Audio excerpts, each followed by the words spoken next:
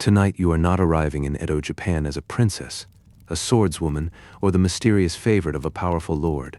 You are arriving with a cloth bundle, stiff knees, and one very inconvenient problem. Before anyone pays to hear you sing, you must first learn how to enter a room without making the door sound annoyed. It is the middle of the 19th century, late in the long Tokugawa age, and the eastern sky above Kyoto is only beginning to turn gray. Behind a wooden lattice, a household of professional entertainers is waking. Somewhere upstairs, 3 shamisen strings are being tuned. Somewhere downstairs, a kettle is deciding whether to boil. And you, the newest apprentice, are about to discover that elegance is mostly hard work performed so gracefully that nobody notices the effort. If quiet journeys into the beautifully impractical corners of history help you relax, you are welcome to leave a gentle like and subscribe, but only if you genuinely enjoy spending your evenings in places where one badly angled folding fan can become a full morning's lesson. Thank you as well to everyone who suggests future journeys. And do tell me in the comments where you're listening from and what time it is there. Somebody somewhere is awake at 2 in the morning, wondering how anyone could sleep on a tiny wooden neck rest without rolling onto the floor. And tonight, that person may finally receive an answer. Now dim the screen, settle beneath the blanket, and let the soft hum of a fan, rain, or the room around you become part of the story. There will be no shouting, no sword duel under the cherry trees, and no dramatic secret waiting in a lacquer box. Only lantern light, polished wood, tired fingers, quiet laughter, and the long patient work of becoming an entertainer. The first thing the house takes from you is not your freedom, although it will certainly borrow a great deal of that. It is your ordinary name. The name your mother used across a kitchen garden is too closely tied to the girl who carried water at home, knew which cupboard held the winter radishes, and could scratch her nose without considering whether the gesture had artistic merit. Inside the entertainment household, names belong to lineages of instruction and reputation.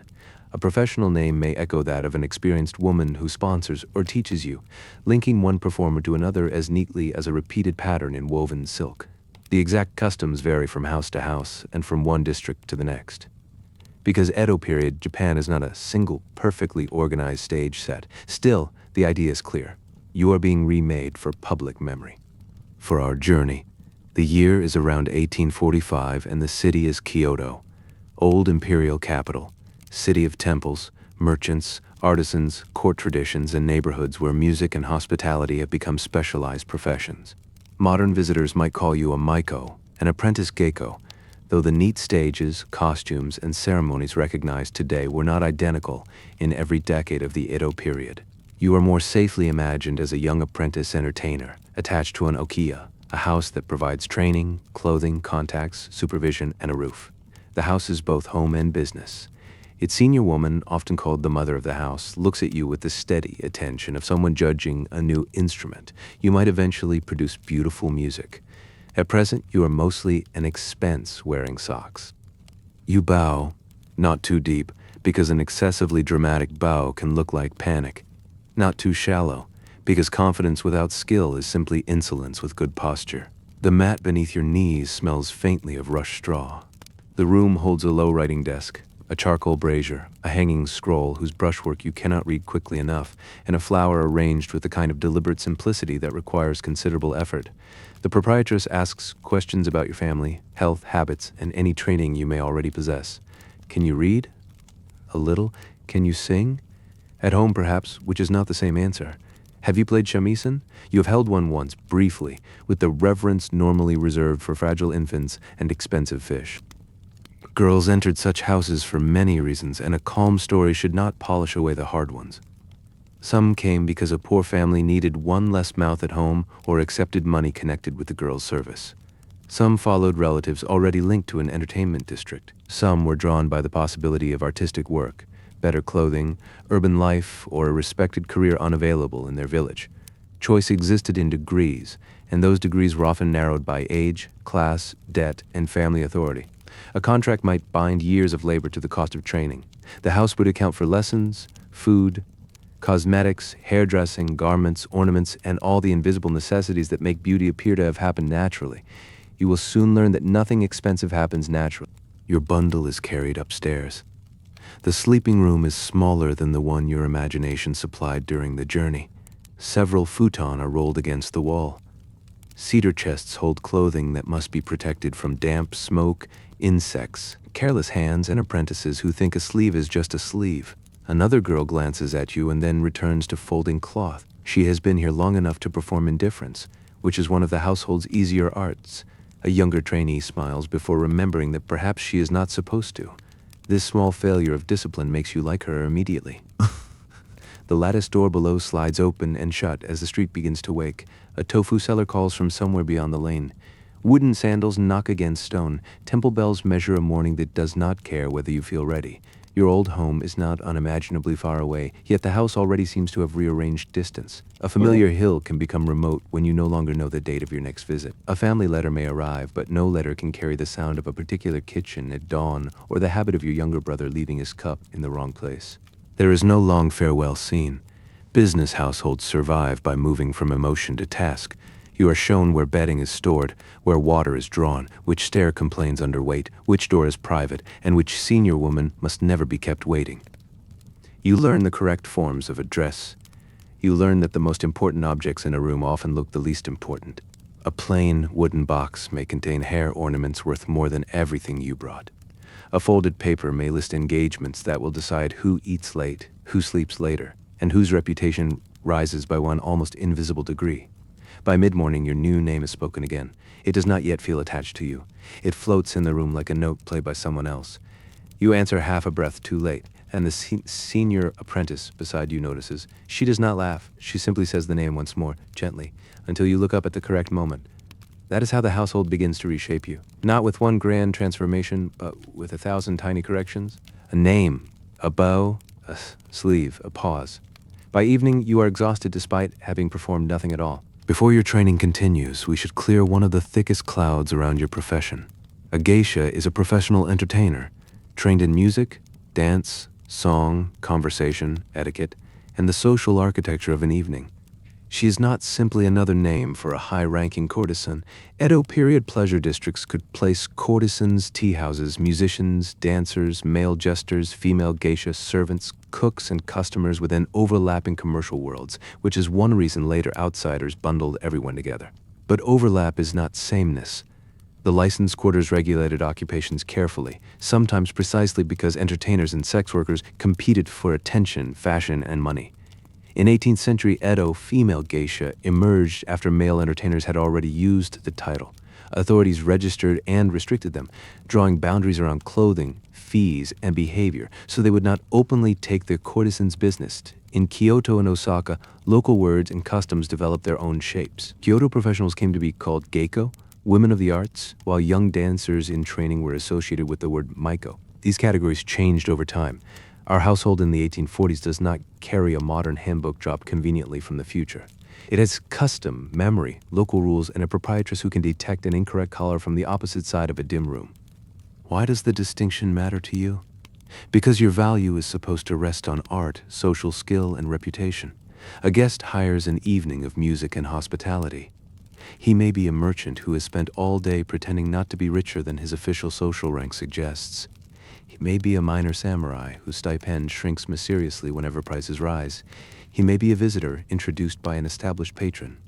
The Teahouse does not usually invite unknown men simply because they have arrived with enthusiasm and coin. Trust travels through relationships.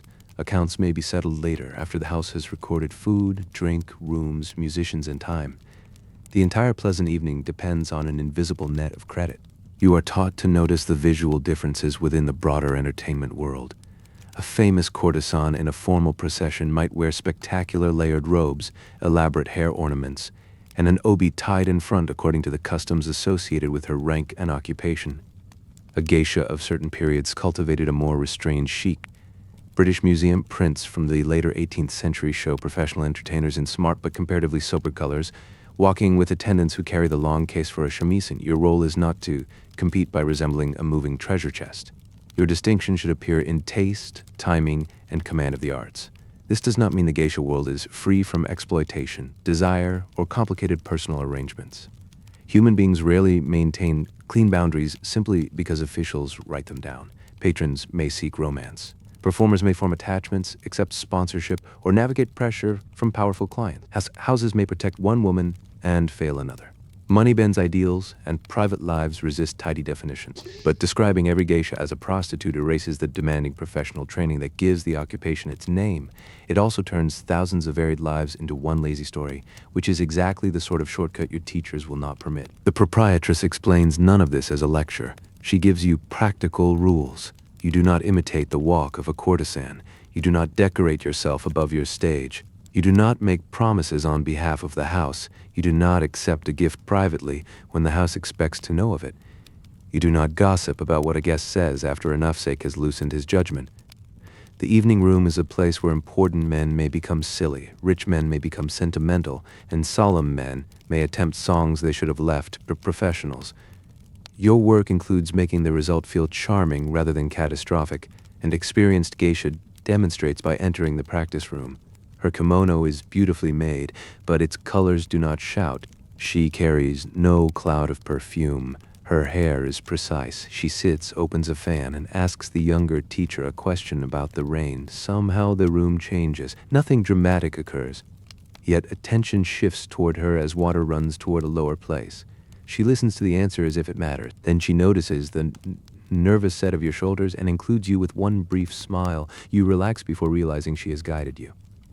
That is the profession in miniature. Not seduction as a single blunt instrument, but attention shaped into atmosphere. A geisha must read a room without appearing to inspect it. She must know when a guest wants to speak, when another needs rescue from his own story, when music should begin, when the sake cup has remained empty, and when silence is more elegant than another joke. She performs knowledge of songs, poems, fashions, seasonal references, local news, and personalities. She also performs ease. Even when her hair pulls, her knees ache, and the guest explaining the same fishing adventure has reached the river for the 4th time. You look down at your hands. They do not seem like the hands of an artist. There's flour beneath one nail from the morning kitchen task. A faint red mark crosses your finger where a bucket handle rubbed. Yet these ordinary hands will learn to hold a plectrum, pour a cup, open a fan, adjust a sleeve, and receive a gift without revealing surprise at its value. The profession begins not with mystery, but with practice. Mystery is what practice looks like after the labor has been hidden. Your first proper day begins before dawn because history has always believed that trainees become more virtuous when awakened at an unreasonable hour. The room is dark except for a faint blue square where the paper screen faces east. Someone touches your shoulder. For one blissful moment, you do not remember where you are. Then the small wooden neck support beneath another apprentice's elaborate hairstyle appears in silhouette, and the entire arrangement returns at once. New house, new name, new rules. No possibility of pretending you did not hear. You roll the bedding quickly. Futon are not left spread across the room while the household works. They are folded and stored, turning a sleeping place back into useful floor. Tatami rooms change purpose throughout the day with a few objects and a great deal of lifting. Your first attempt produces a soft, uneven bundle. The older trainee presses the air from it, squares the corners, and does not say that your result resembled a defeated cloud. Her restraint is generous. Next comes sweeping. Tatami has a grain and the broom should follow it. Push dirt carelessly across the woven rush, and you can damage the surface. The narrow edges gather dust. Hairpins have an astonishing ability to roll beneath chests. Candle soot settles where white sleeves will find it later. A house known for refinement cannot reveal the labor required to keep it refined. So much of that labor happens while patrons are asleep. Floors are wiped, braziers checked, ash gathered, basins rinsed, towels folded, and door tracks cleared so the panels move with a whisper rather than a complaint. Water must be fetched. In the rear courtyard, stone feels cold through the wooden soles of your footwear. The bucket is not impossibly large, which is almost worse. It looks manageable enough to invite confidence.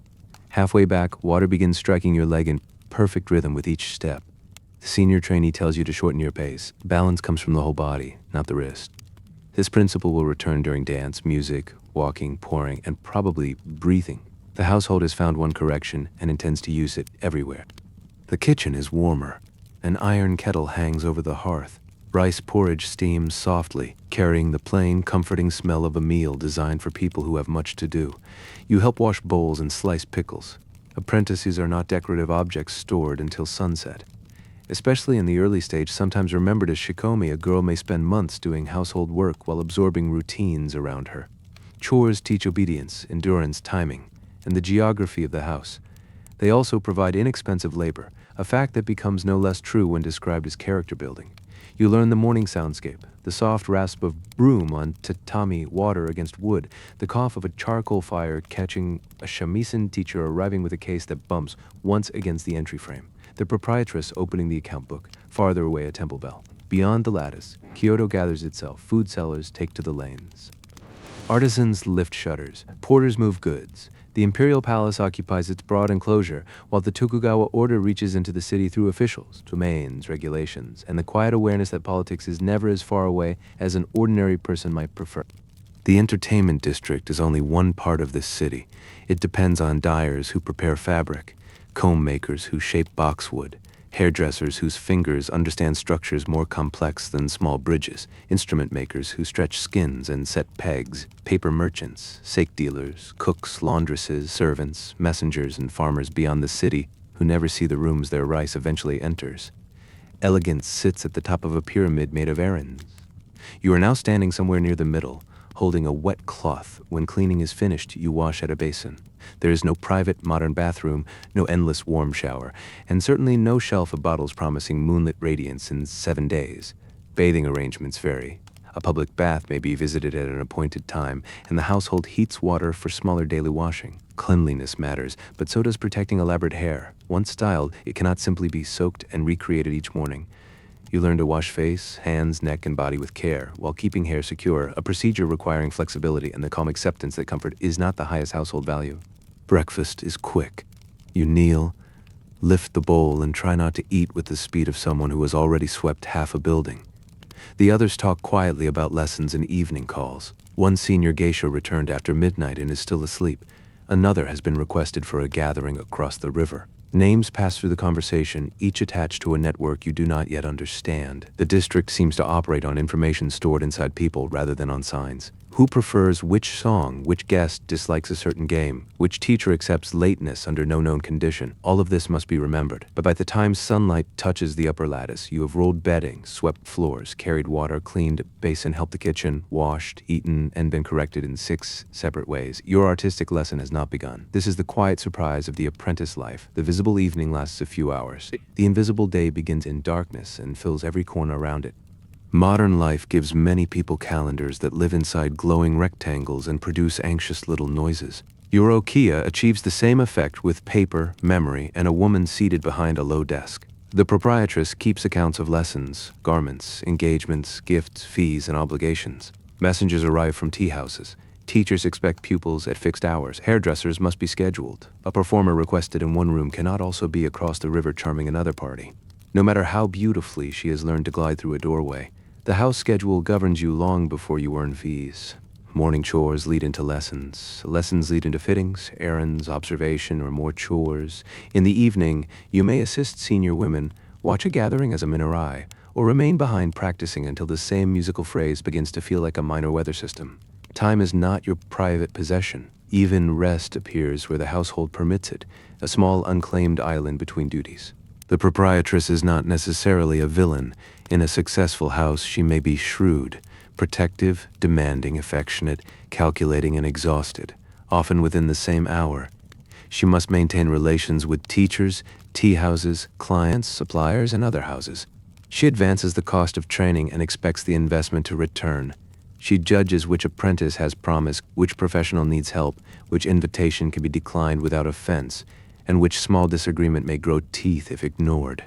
Her livelihood depends on women's reputations in a world where reputation is fragile and male authorities write many of the rules. You kneel beside the desk while she explains the day. Dance at the hour of the snake. Shamisen after the midday meal. Calligraphy practice if the music teacher releases you in time, which no one expects. Later, accompany your older sister figure on an errand to an ochaya and observe how she greets the staff. Return before dusk for dressing. The sequence sounds simple when spoken. It does not include the distance between places, the time required to change, or the possibility that your hair ornament will choose this day to loosen.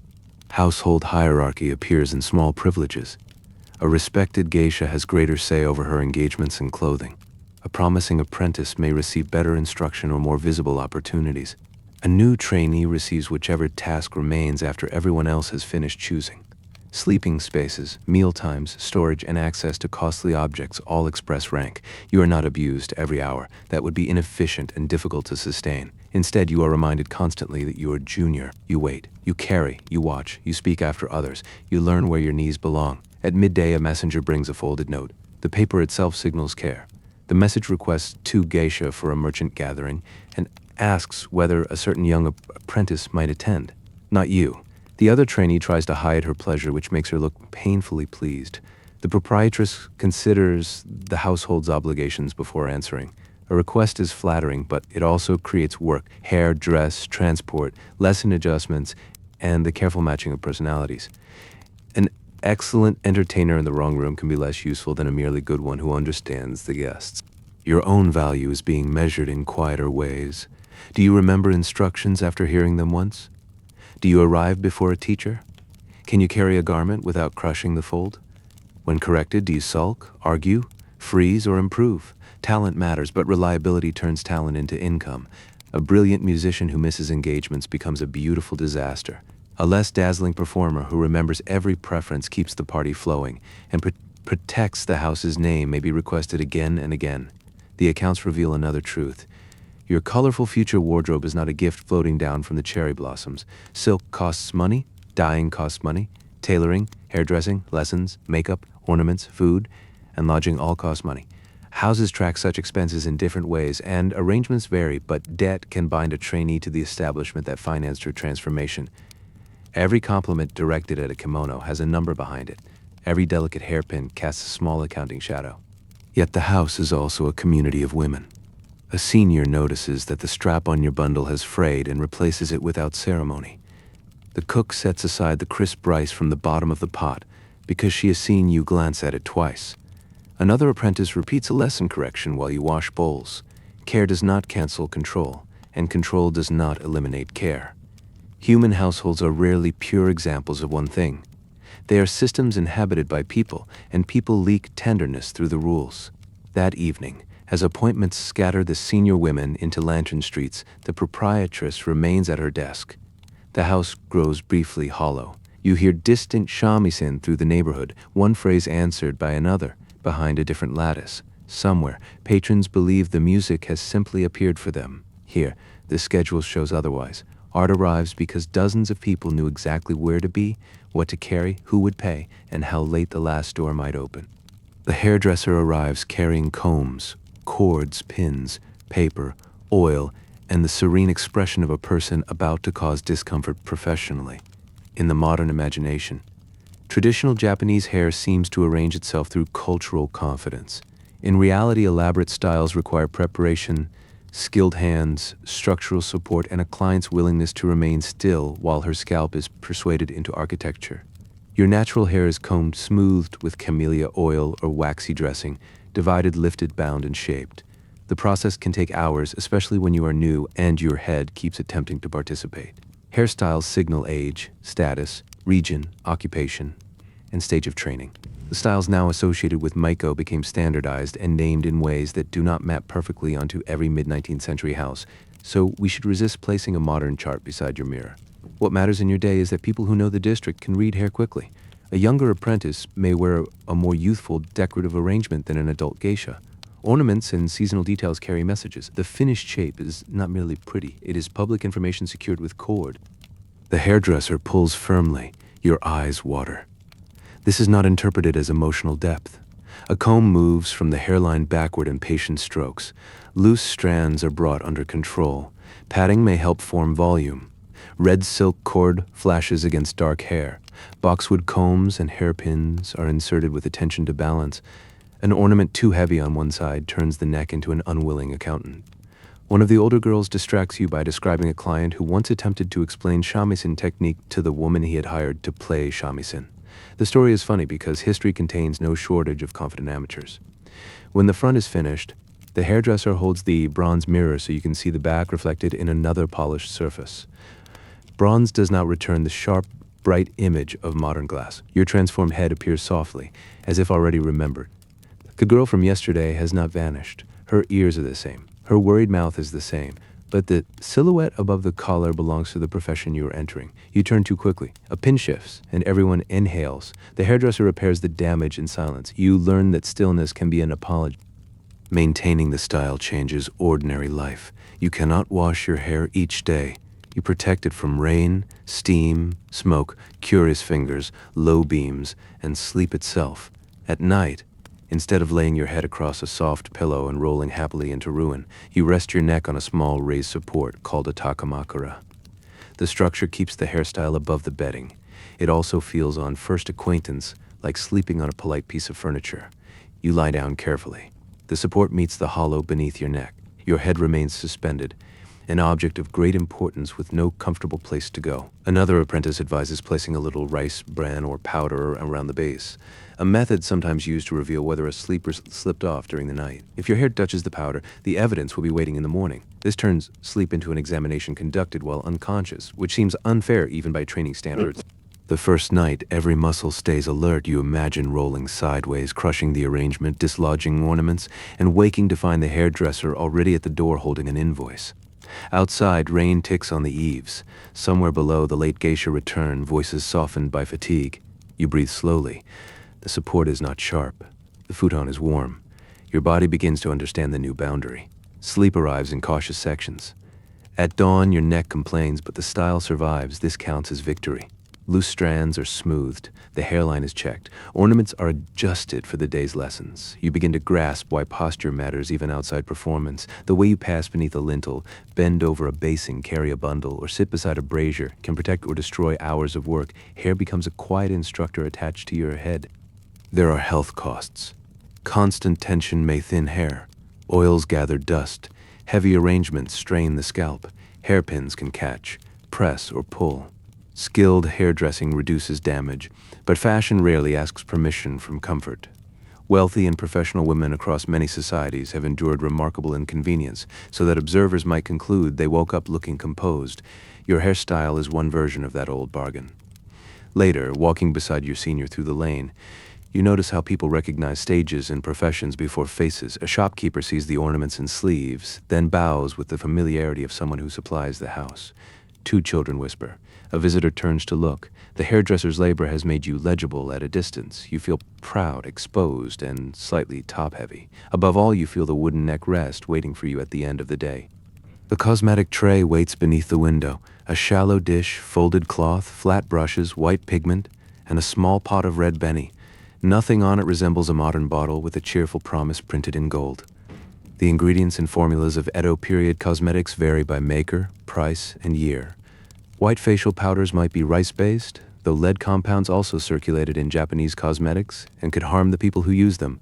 Regulations and warnings did not make dangerous beauty products vanish, because fashion has always been very good at negotiating with common sense. Your teacher begins with the skin. It must be clean and lightly prepared so the white layer sits evenly. Hair and collar are protected. The pigment is mixed with water until experience, not a numbered instruction, says it is ready. Too thin, and it streaks. Too thick, and the face becomes less like moonlight and more like a freshly repaired wall. The senior woman lifts the flat brush and lays white across the back of your neck, shoulders, and face in controlled stroke. The nape matters because the kimono collar leaves it visible. The arrangement of white and bare skin turns an ordinary part of the body into a deliberate design. Later traditions preserve recognizable points and shapes at the back of the neck. Exact details vary with stage and occasion. What you learn first is simpler. The line must be clean. A trembling edge announces the hand behind the illusion. Your teacher tells you to breathe normally. You immediately forget how. White makeup in Japan carries a long history connected with court fashion, theater, elite beauty, and professional performance. In a room lit by oil lamps and candles, a pale face catches scarce light. Features remain visible across the room. Red at the lips and eyes gains contrast. The effect is not an attempt to resemble a modern, natural complexion. It is a performance surface, stylized and readable, part face and part mask without hiding the person entirely. Your eyebrows and eyes receive restrained definition. Red is used carefully. A young apprentice's lip treatment may differ from that of a mature professional or vary by custom, but no one allows you to improvise simply because you once saw a pretty print. Benny can be expensive, produced from safflower, and built in thin layers. On the tray it may appear dark. On the lip, it blooms red. You paint one section, then pause while your teacher checks symmetry with the gravity of a magistrate examining evidence. The bronze mirror softens details and encourages dangerous optimism. From one angle, the result seems perfect. Then you turn toward the window and discover a pale gap near the hairline large enough to host a small province. Your teacher blends it. Powder settles on your sleeve despite every precaution. Another girl helps brush it away before it becomes a permanent lesson attached to costly fabric. Makeup practice repeats on days when no guest will see you. This feels wasteful until you attempt the process yourself. Your left side and right side appear to have received separate instructions. The neckline wanders, one lip corner rises with unnecessary ambition. Removing the work and beginning again teaches patience more efficiently than praise would. By the fourth attempt, the surface is smoother. By the 10th, you stop holding your breath. Mastery enters quietly disguised as fewer corrections. The white face also creates distance. When you look into the mirror, your expression seems calmer than you feel. That calm can protect you. A guest does not need to see that your teacher criticized the same note for an hour, or that a letter from home has not arrived, or that your left foot aches inside its white tabby. The painted face belongs to the evening role. It lets private fatigue wait behind a public surface. But the surface is never permanent.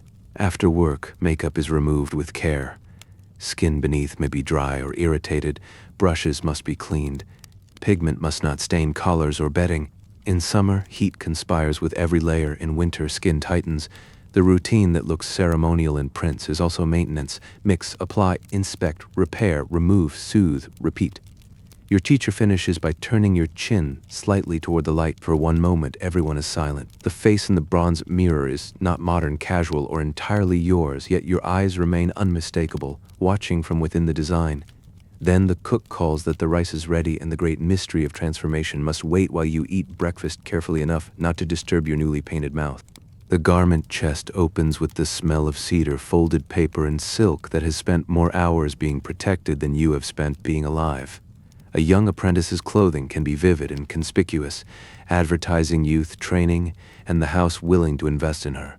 Yet we must be careful again. The exact sleeve lengths, obi styles, collar colors, and seasonal conventions familiar from later Maiko culture were not frozen across the whole Edo period. In your fictional 1845 household, the dressers follow local custom, house tastes, and the practical need to make you look polished without confusing your occupation with that of a courtesan. First come underlayers, clean against the skin and positioned so the visible collar sits correctly. Then the kimono wraps left side over right. Reversing that order belongs to dressing the dead, a mistake so serious that even your sleep-soft mind remembers it.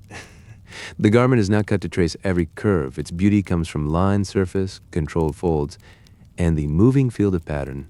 Fabric is adjusted around the body, extra length managed, ties secured, and collars aligned. Season matters.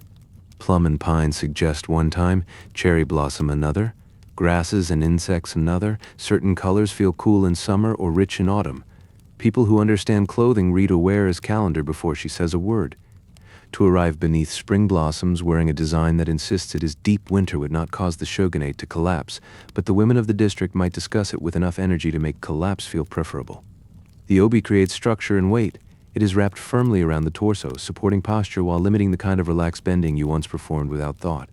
Your dresser ties it at the back, not in the forward style strongly associated with high-ranking courtesans. The long and decorative treatment marks your youthful stage while requiring help. You stand with arms slightly raised as layers gather around you. Each knot removes one ordinary possibility from the day. Scratching your back becomes history. Dropping an object becomes a philosophical problem. Patterns carry money. Silk may be woven, dyed, painted, embroidered, or decorated through techniques refined by generations of artisans. Edo period sumptuary rules tried at different times to restrain luxury among townspeople, especially merchants whose wealth embarrassed a social order that ranked them low. Fashion answered with subtlety, expensive quality hidden inside sober color, lavish linings, refined small patterns, and taste visible only to those trained to see. The floating world thrived on this conversation between regulation and display. Your apprentice garments are business assets. The house selects them to make you memorable, not merely happy. A brilliant vermilion lining flashes when you move. Antique gold catches lantern light. A seasonal motif offers guests an easy observation, which offers you an easy conversational opening, which may help the evening, which may bring another request. A flower embroidered near the hem participates in the economy. Now come tabby socks and footwear. Indoors, you move on white split-toed socks, taking care not to soil them. Outdoors, raised wooden sandals protect hems from damp streets and present a fresh challenge to balance. The tall footwear associated with apprentices can turn a short lane into a maritime voyage. You practice at the doorway while two senior women pretend not to watch. The trick is not to fight the height. Keep steps measured, weight centered, and pride flexible. The full ensemble is heavier than it appears. Silk pulls at the shoulders. The obi braces the middle. Long sleeves must be controlled near candles, cups, food, doorways, instruments, and other people's drinks. Hair ornaments answer every step with tiny movements. None of this permits slouching. Clothing trains the body by making poor posture immediately inconvenient. Your dresser shows you how to kneel without trapping the hem, rise without displaying panic, and turn without sweeping a tea tray into legend. You repeat the sequence. The first turn sends one sleeve outward. The second catches your fingers. The third is almost graceful until the wooden sandal knocks the threshold. On the seventh, the fabric follows rather than resists. The room gives a small, approving hum. At last you stand before the mirror. The colors are luminous, the silhouette composed, the obi precise. You look expensive because you are expensive. Behind the finished picture, wait the dyer, weaver, tailor, hairdresser, cosmetic seller, teacher, dresser, house accountant, and your own aching feet. Beauty is not one object placed on the body, it is a supply chain tied with silk. The dance teacher places a folding fan before you as if presenting a sword to a warrior. This comparison is popular because swords seem dramatic, but the fan is more dangerous to your dignity. A sword at least looks difficult. A closed fan looks like something any sensible person could pick up. Within minutes, you have held it too high, opened it too quickly, pointed it at the wrong imaginary moon, and allowed your wrist to become what the teacher calls busy. Japanese dance in the entertainment world draws on older theatrical, courtly, folk, and popular traditions. Styles differ by school. A small movement can suggest rowing a boat, opening a letter, watching snow, carrying an umbrella, or hiding a feeling. The dancer does not drag an actual boat into the room for clarity. She offers signs precise enough for an educated audience to follow. Restraint lets imagination do the expensive part. You begin by kneeling. The fan lies to one side at a prescribed angle. You bow, lift it, and open it with controlled sound. Even this contains rhythm. Open too softly and the gesture lacks definition. Snap it like a trap and the room wakes 3 streets away. The teacher demonstrates once her fan appears to unfold because the air requested it. Posture starts below the waist, knees remain slightly flexed during gliding steps. The upper body looks calm while feet perform careful work beneath the hem. Tabbies slide over the practice floor. Weight transfers without bounce. A lifted heel can change the line. The position of one elbow can make a young woman appear refined, comic, sorrowful, or simply confused. You explore all 4 possibilities before midday. The fan extends the hand. When closed, it may become a letter, pipe, blade, or boundary. When open, it can be a tray, wave, blossom, screen, sun, or patch of falling light. Yet the teacher warns against acting each object too literally. You are not entertaining children with guesses. Suggestion matters. The audience should recognize the image of breath after the gesture, enjoying the small pleasure of completion. Music guides the sequence. Shamisen phrases mark turns and pauses. A sung line gives emotional color. You count internally while keeping your face composed. The body wants to announce concentration by tightening the mouth. The teacher stops you. A dancer who looks as if she is solving tax accounts will not persuade the room that spring has arrived. Repetition changes perception. At first, the lesson is one continuous failure. Then you notice smaller territories. The opening of the fan improves while the closing remains rebellious. The first 3 steps align. The 4th drifts. Your gaze lands correctly but moves too soon. These details are encouraging because they can be practiced. A vague instruction to become elegant is impossible. An instruction to lower the wrist by the width of 2 fingers can be obeyed. Lunch passes quickly, and you return. Afternoon light moves across the tatami, your knees begin to burn. The teacher sits perfectly still while watching you repeat a winter dance phrase during a warm season. You raise the fan as if shielding your face from snow. The imagined flakes fall too quickly. Again. Now too slowly. Again, your shoulder lifts. Again. The story of snow becomes the story of one muscle refusing civilization. Then, without warning, the parts meet. Your feet glide. The fan turns, your gaze follows after the right delay for perhaps 4 seconds. The room contains not an exhausted apprentice, but a young woman watching snow settle beyond a screen. The teacher taps the floor once in approval. She immediately asks for the phrase again because 4 seconds of success have created expectations. That evening, your hand keeps tracing shapes while you wash bowls. Open, turn, pause, close. The cook moves a stack before you strike it. Your body is beginning to store the dance outside the lesson. This is how art enters, first as instruction, then as awkward imitation, then as a habit so deep the fingers continue after the fan is gone. The shamisen has only 3 strings, a fact that seems encouraging until the teacher plays. In her hands, the instrument laughs, sighs, chatters, and snaps into rhythm. In yours, it produces one uncertain note, followed by the small wooden complaint of the plectrum meeting somewhere it did not intend. 3 strings are enough. History has provided no loophole. The instrument has a long neck and a body covered with taut skin. Construction materials, neck width, and playing style vary across musical genres. The large plectrum, or bachi, strikes both string and body surface, producing a bright percussive attack. The left hand changes pitch without raised frets to guide it. You must learn positions by ear and muscle memory. Your fingers travel across smooth wood with the confidence of people lost in fog. First comes handling. Never step over the instrument. Never lean it where a sleeve may pull it down. Keep it from damp. Treat the skin carefully. Tune with the pegs, listening for intervals. The teacher adjusts one peg by a tiny degree and the room settles into agreement. You turn another too far and discover how quickly agreement can leave. Your right hand holds the bachi. Grip matters, but a rigid hand kills movement. The strike should be controlled, carrying rhythm and color. The teacher demonstrates a phrase at normal speed, then again slowly. Each note appears separate and possible. When you imitate it, the possible notes form an unrelated committee. She stops you after 2 measures. Practice begins with patterns. Strike, pause, shift, open string, stop note, return. You repeat until the phrase detaches from meaning.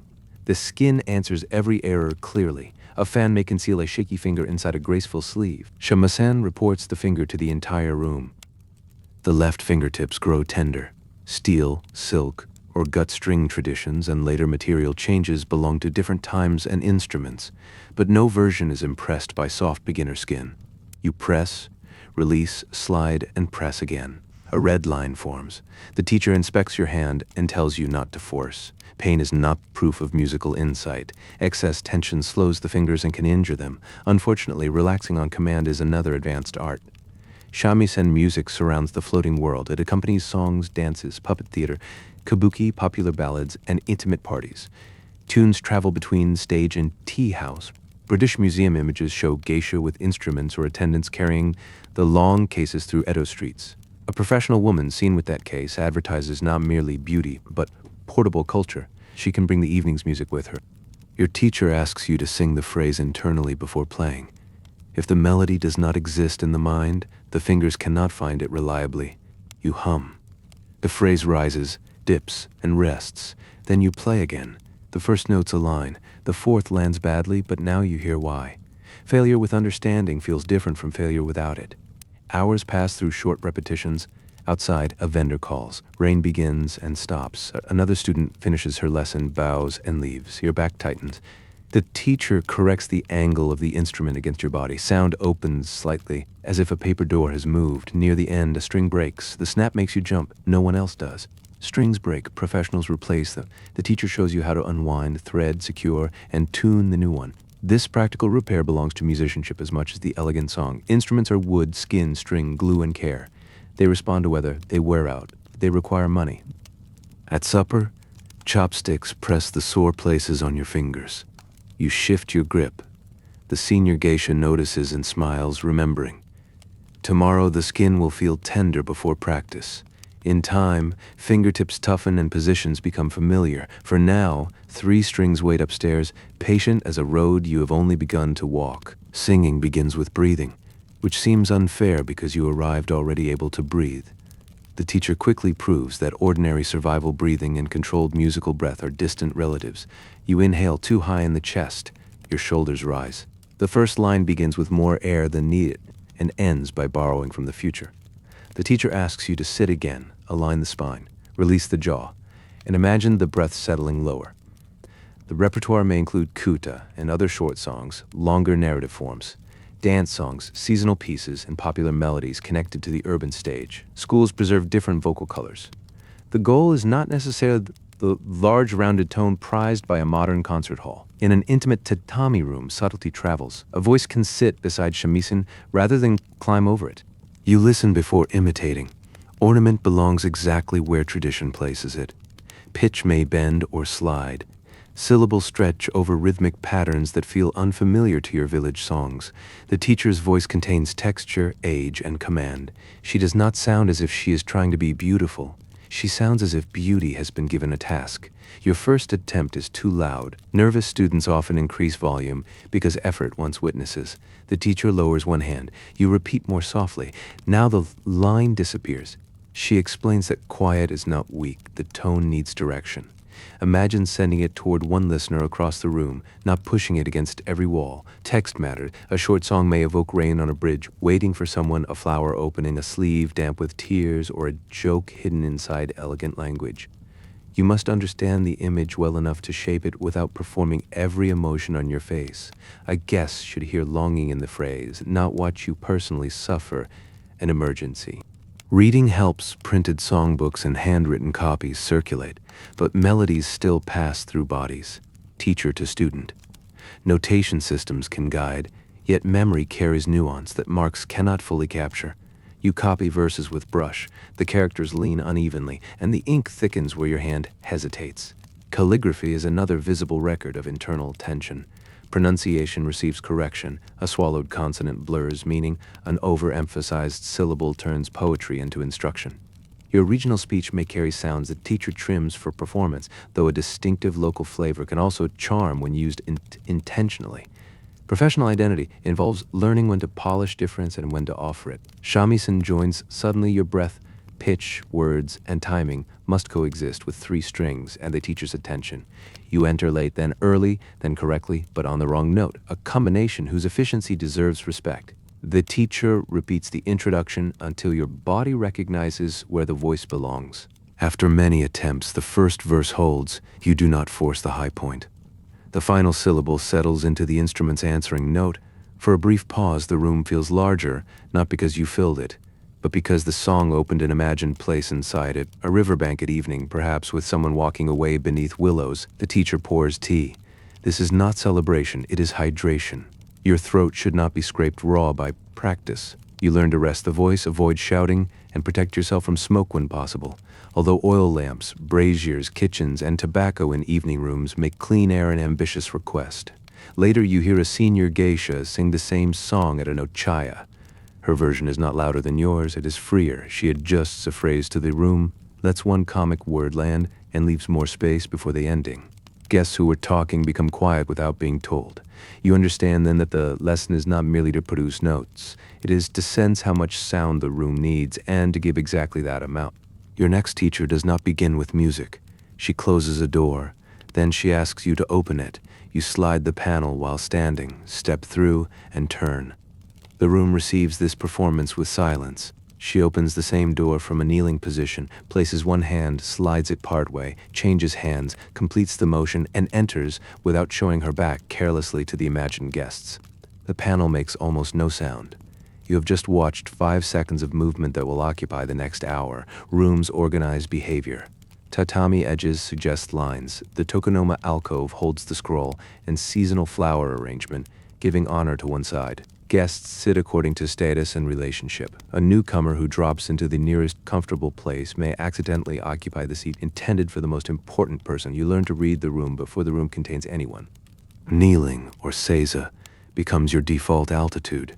Feet tuck beneath the body. The spine rises, hands settle on thighs. The position can look tranquil while circulation quietly files a complaint. Experienced women shift weight in tiny ways hidden by cloth. You have not acquired this secret. After several minutes, one foot begins to disappear from your awareness, which seems peaceful until you try to stand on it. The teacher shows you how to carry a tray. Keep it level through the doorway, protect sleeves. Lower the body rather than bending from the waist place cups, so the most pleasing side faces the guest. Ceramics may have a front indicated by decoration or form. Even an object without an obvious face must arrive with intention. Pouring's sake includes awareness of hands and hierarchy. You watch the cup, the bottle, and the person without staring at any one of them. Do not fill to the edge. Do not let the sleeve drag through sauce. Do not reach across a senior entertainer. If a guest raises the cup while you pour, adjust. If he forgets it entirely because his story has reached a crucial horse, wait for the horse. Tea brings related disciplines, though an ochaya gathering is not automatically a formal tea ceremony. Kyoto culture carries deep tea traditions, and educated patrons notice handling, seasonal utensils, and composure. Your training borrows habits of cleanliness, order, and respect without turning every refreshment into a full ritual. You learn when exactness creates calm and when excessive ceremony would make a lively party feel like an examination. Doors teach sound. A panel slammed against its frame sends irritation into the next room. One left open exposes drafts and private views. Footsteps on polished boards should be audible enough not to resemble a ghost, yet quiet enough not to interrupt a song. In a house made of wood and paper, privacy depends less on thick walls than on agreed restraint. You practice entering with an imaginary tray. Bow, slide, change hands, enter, turn, place, retreat. The teacher moves one cushion a little farther away. Suddenly the path changes and your knees forget every civilized principle. This is the mathematics of service. Distances, angles, rank, objects, fabric, and bodies calculated without visible calculation. At last, real tea replaces the empty tray. Steam rises. Your hand trembles slightly, making the liquid ring the cup. The teacher asks you to begin again, but she drinks the first attempt rather than waste it. On the second, you breathe before moving. The cup arrives without sound. You will repeat these actions until they no longer occupy conscious thought. Only then can you pay attention to guests, music, and conversation while the body handles doors and cups correctly. Etiquette is not a collection of decorative rules laid over the evening. It is infrastructure. When everyone understands the pattern, objects move safely, rank is acknowledged, and attention remains on pleasure rather than collision. The household can teach songs measure by measure. Conversation is less obedient. Guests do not arrive with written parts, though some repeat themselves so faithfully that a score might save time. Your senior tells you that the first task is listening, not waiting for your turn, not preparing the cleverest answer. Listening for what the person wants the room to become. One patron wants admiration for his knowledge, another wants relief from responsibility. A shy guest wants inclusion without exposure. A loud guest wants resistance, because agreement gives him nothing to play against. A grieving man may want ordinary talk rather than solemn sympathy. An exhausted merchant may pay for music and then spend the evening discussing the weather, because weather asks nothing of him. You observe a gathering from the edge. 3 merchants sit with a minor official and an older relative.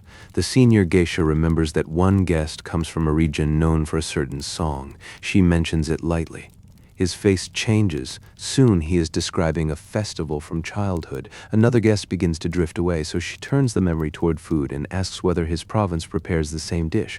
The conversation expands without looking managed. Knowledge supplies material. You learn seasonal poetry, famous places, kabuki actors, popular tales, local festivals, fabrics, instruments, and enough current news to recognize references without marching into dangerous politics. Too little knowledge makes you dull. Too much display makes the guest feel lectured. The ideal is a well-stocked cupboard opened only when something is needed. Humor matters, but timing matters more. The reference histories you heard at the beginning of our own evening enjoy modern comparisons and sharp little turns. Your Edo period audience has different tools: wordplay, imitation, song parody, local gossip, theatrical references, and the comic dignity of a pompous man discovering he cannot keep rhythm. You may tease a guest if the relationship permits it, tease the wrong person or the right person at the wrong moment, and the joke returns wearing boots. Your senior gives you practice topics.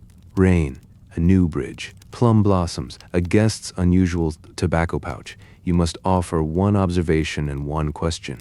On rain, you say the lane is wet. This is accurate and completely useless, she asks again. You mention how lantern colors lengthen in the paving after rain. Then ask whether the guest came by covered palanquin or bravely sacrificed his sandals. Better. The fact has become an invitation. Silence also serves. A performer need not fill every pause. Tea pouring, instrument tuning, or a guest considering a poem can create restful gaps. Nervous apprentices often rush in because silence feels like failure. Experienced entertainers know that constant chatter makes an evening shallow. Leave room, your senior says. People enjoy hearing themselves think, provided the thought is not too alarming. Confidentiality protects the profession.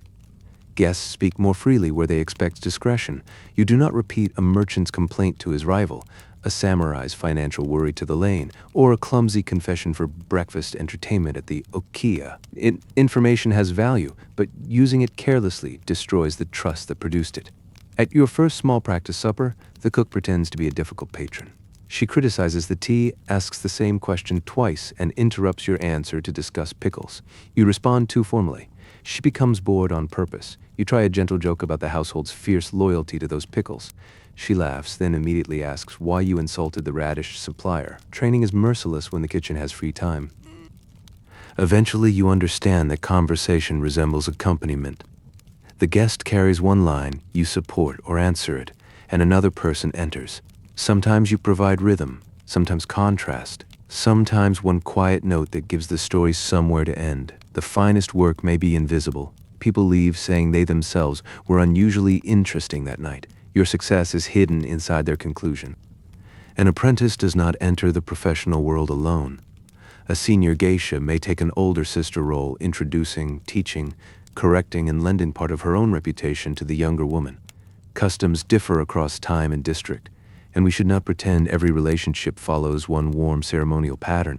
Some pairings become genuine lifelong bonds, others are practical alliances. A few are mismatched arrangements endured with excellent manners. Your assigned senior is called Kiku in our story. She is not the most famous geisha in the district, which may be fortunate. Famous people often have too little time to explain why your sleeve is wrong. Kiku has steady patrons, a strong shamisen hand, and an ability to correct you without raising her voice. This makes every correction more memorable. On the first walk, she adjusts your pace. You are half a step too fast, then too slow because you overcorrect. She asks you to match her rhythm without watching her feet. Listen instead to the small sound of sandals and the movement of fabric. Soon your steps align. The two of you become a pair in the lane, senior and apprentice, the visible promise that her skill may continue through you. She teaches introductions. Names, houses, teachers, and relationships matter. At each okaya, you bow to the proprietress and staff. They are not scenery, they control rooms, accounts, invitations, and information. Treating a servant rudely reveals more than flattering a wealthy guest. Kiku notices whether you remember the kitchen woman's name. Correction follows you everywhere. Your laugh is too sudden. Your fan rests at the wrong angle. You say thank you with the voice of a child receiving sweets rather than a professional acknowledging a courtesy. You look down when uncertain, which makes you appear secretive. You look directly too long while correcting that which makes you appear challenging. Kiku guides your gaze to the calm middle distance where civilization apparently lives. She also protects you. At a busy house, a tipsy guest calls for the new apprentice to drink more than you should. Kiku turns the request into a game, captures his attention, and replaces your cup with tea so smoothly that no refusal hardens the room. Later, she explains what happened. Protection is not always confrontation. Often it is redirection performed before danger becomes visible. In return, you support her. Carry the instrument case when appropriate. Learn her preferred songs. Watch whether her cup needs water after singing. Remember what she promised at Teahouse. If she is ill, the house must rearrange engagements and you carry messages. Kinship terms describe responsibility as much as affection. There are moments of frustration. Kiku corrects a dance gesture you believed finally solved. She asks you to repeat an introduction because one honorific blurred. You accuse her silently of expecting perfection from a person who has been awake since before dawn. She allows the silence to exist. Later, she brings a roasted chestnut from a street cellar and places it beside you without mentioning the lesson. One night, she removes her makeup at the kitchen basin while you warm water. Without the white surface and evening smile, she looks younger and more tired. A red mark crosses the bridge of her nose. Her fingers flex after hours on shamisen.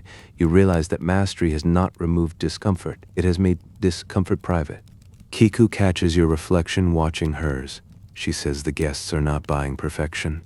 They are buying confidence that the evening will be held safely, even when something goes wrong. A string may break. A cup may spill. A joke may fail. The professional does not freeze. She makes the mistake part of the rhythm or lets it pass without feeding it. Before sleep, she checks your hair and ties one loose cord. The gesture is almost maternal, but the next morning, she will criticize your first bow. This combination becomes familiar. She is the hand at your back and the finger pointing out the stain. Without her, the district would be a maze. With her, it is still a maze, but someone is teaching you how to recognize the turns. The word Minarai suggests learning by watching, and tonight watching becomes work. You have practiced in rooms where every mistake is expected. Now you will sit at the edge of a real gathering while people pay for the evening. Your costume is bright, your face freshly painted, and your stomach has become an empty room despite the rice you ate. The ochaya is a tea house in the commercial sense of hospitality, not merely a shop selling cups of tea. It provides elegant rooms, service, food arrangements, drink, and connections with entertainers. Trusted customers enter through established relationships. The building's wooden lattice filters the street. Inside, stairs and corridors separate the visible reception spaces from kitchens, storage, and the people making the visible spaces function. You arrive with kiku. At the entrance, greetings begin. The proprietress inspects you without appearing to. Staff take outer items, confirm the room, and share last-minute information. One guest is delayed. Another has brought a visitor from Osaka. A third dislikes a particular song because it reminds him of someone. No one says who. The evening has acquired a map before you enter. The room glows with oil lamps. Cushions sit around low trays. A flower in the alcove announces the season more elegantly than any calendar. Guests wear fine but not necessarily flamboyant clothing. Their swords, if they are samurai, are handled according to setting and etiquette. Merchants carry their wealth in fabric quality, tobacco cases, and confidence. You kneel where kiku indicates. Your job is not to dazzle. It is to observe. Watch how greetings differ by rank. Notice when cups are filled. See how kiku introduces the Osaka visitor to a local song without making him feel foreign. Notice how another geisha changes the subject when conversation approaches an uncomfortable business dispute. Every relaxed minute has been engineered. Music begins. A senior woman tunes shamisen. The first notes settle the room. You have heard this piece in practice, but context alters it. Laughter from the previous conversation lingers beneath the opening. One guest taps rhythm quietly. The performer adjusts energy toward him. The song is not a museum object repeated identically. It lives in the evening. Someone asks whether the new apprentice can dance. You can, technically in the same sense that a recently launched boat can sail if the water is kind. Kiku says you're still learning and offers a short familiar section. This protects expectations while giving you a chance. You move to position. The first gesture feels enormous. The fan opens. Your sleeve follows. The room does not stop breathing, which is encouraging. You glide through the practice steps. A guest shifts his cup and the tiny sound tries to pull your attention. You keep your gaze.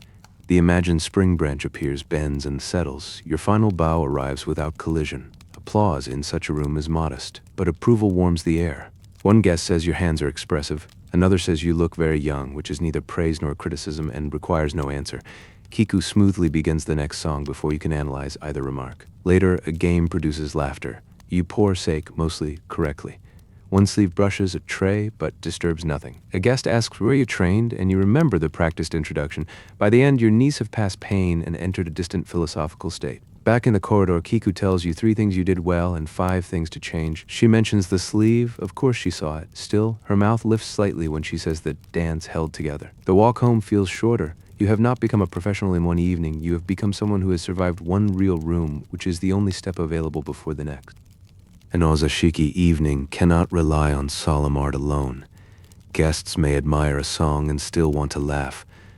Party games create structured silliness, allowing adults constrained by rank and duty to clap, guess, mime, lose, and drink within rules. The geisha leads this transformation. Without her, the game may collapse into argument or into one man demonstrating that he misunderstood the rhythm. Some games use hands and chants. Others involve fans, cups, drums, or quick imitation. Regional traditions vary, and famous modern games have histories that may not match your exact year in every detail. The principle is older and broad. Rhythm makes strangers cooperate. Competition gives conversation a new path, and mild penalties encourage laughter. You practice a hand game with another apprentice. So the song is short. At each beat, your hands must choose a figure. One figure defeats another in a tiny cycle of power. You concentrate so visibly that the result resembles military planning. The other girl wins 3 times while barely looking awake. The teacher explains that leading matters more than winning. You must establish tempo clearly, make hesitant guests comfortable, and react to mistakes without embarrassing anyone. If an important patron loses, laugh with him, not at him. If he insists the rules changed, the rules may briefly discover flexibility unless he enjoys being challenged. Know the person. A fan game follows. An open fan balances on a tray or becomes a target according to local variation. The object is light enough to behave unpredictably and valuable enough to discourage wild enthusiasm. Your first attempt sends it sliding into a cushion. The cook, recruited as audience, cheers as though you intended a difficult move at an evening gathering. Kiku begins with a simple rhythm. Guests clap, one enters late, and she exaggerates the recovery until everyone laughs. Another proves unexpectedly skilled. She praises him, then raises the difficulty before pride settles too comfortably. The room grows livelier without becoming chaotic. You join a round. This time you remember to watch faces rather than your own hands. A shy visitor misses the cue and looks alarmed. You repeat the chant as if the whole group needed another practice. He enters correctly on the next round. No one points out the rescue. That invisibility is part of hospitality. Sake penalties can complicate games. You learn to moderate your own drinking and help others do the same without turning the evening stern. A cup can be smaller, shared, replaced, or delayed. Food appears, water arrives. The entertainer maintains warmth while protecting the party from its own momentum. Class boundaries loosen but do not vanish. A wealthy merchant may tease a samurai during a game, yet everyone understands the world outside the room. The floating world offers temporary play, not permanent social revolution. In the morning accounts, duties and laws remain. Perhaps that is why a few hours of patterned laughter feel valuable. After guests leave, the room is suddenly ordinary. Fans lie closed, cups need washing. A cushion carries one crease from a large knee. You help restore order and realize that laughter has debris like any other activity. Upstairs at the okiya, the apprentices repeat the hand game beneath their bedding until a senior tells them to sleep. You lose once more in the dark. This time you laugh quietly. Training has entered play, and play has entered training. Tomorrow, the same cheerful game will be examined for timing. The ochaya looks serene because its confusion has been moved behind screens. In the reception room, one sees polished wood, clean tatami, good ceramics, a seasonal branch, and attendants who appear exactly when needed. Behind that surface, messages arrive. Cooks adjust dishes, accounts accumulate. Performers change rooms, sandals multiply near the entrance, and someone searches for the missing lid of a lacquer bowl. The proprietress holds the system together. She knows patrons, families, houses, preferences, debts, rivalries, and introductions. A stranger with money may still be refused if no trusted person stands behind him. The establishment extends credit because relationships make later payment possible. Bills can gather food, sake room charges, entertainment, tips, and deliveries from several suppliers into one account. Convenience for the guest becomes careful bookkeeping for everyone else. Memory is a commercial tool. One patron prefers his sake warm but not hot. Another wants the corner away from drafts. A third always requests a comic song after the second round and becomes offended if someone suggests it before he does. The staff remember. Written notes help, but much knowledge lives in conversation between women who have watched the same customers for years. You are taught to contribute. After each evening, recall names, seating, gifts, songs, and unusual remarks. Do not record private scandal in a place where curious eyes may find it. Do remember that the visiting merchant from Osaka praised Kiku's river song and that his companion avoided shellfish. Hospitality turns observation into future ease. The kitchen follows the seasons and the purse. Dishes may be arranged beautifully in small amounts: grilled fish, simmered vegetables, tofu, pickles, sweets, fruit, or delicacies suited to the month. The ochaya can coordinate with outside caterers. A late request sends a runner into dark streets. Guests see the final tray, not the cook discovering that one important ingredient has become unavailable because another party ordered it first. Entertainers are summoned through the network. A note leaves the ochaya for the okiya. The house checks availability. A geisha may move between multiple rooms in an evening, spending measured time at each. Her fee can be reckoned by time units and local custom. The pleasant fiction is that she happened to arrive with a song. The account knows precisely when. You help carry a message. Rain has begun. The paper is wrapped against damp, and your sandals find the lane's uneven stones. Lanterns reflect in the paving. Behind lattices, music rises and fades as you pass. Each house is a small world connected by feet like yours. At the destination, the household mother reads the note. checks the board, and replies that the requested performer is already committed. She offers another woman whose style may suit the guests. This is diplomacy disguised as scheduling. The ochaya accepts a substitution that could feel like disappointment becomes an introduction to someone new. Trust also polices behavior. A patron who fails to settle accounts, insults staff, or causes repeated danger may find doors becoming unavailable. A house that sends unreliable performers loses requests. A geisha who reveals confidences damages more than herself. Formal law exists outside, but inside the district, reputation enforces a second order.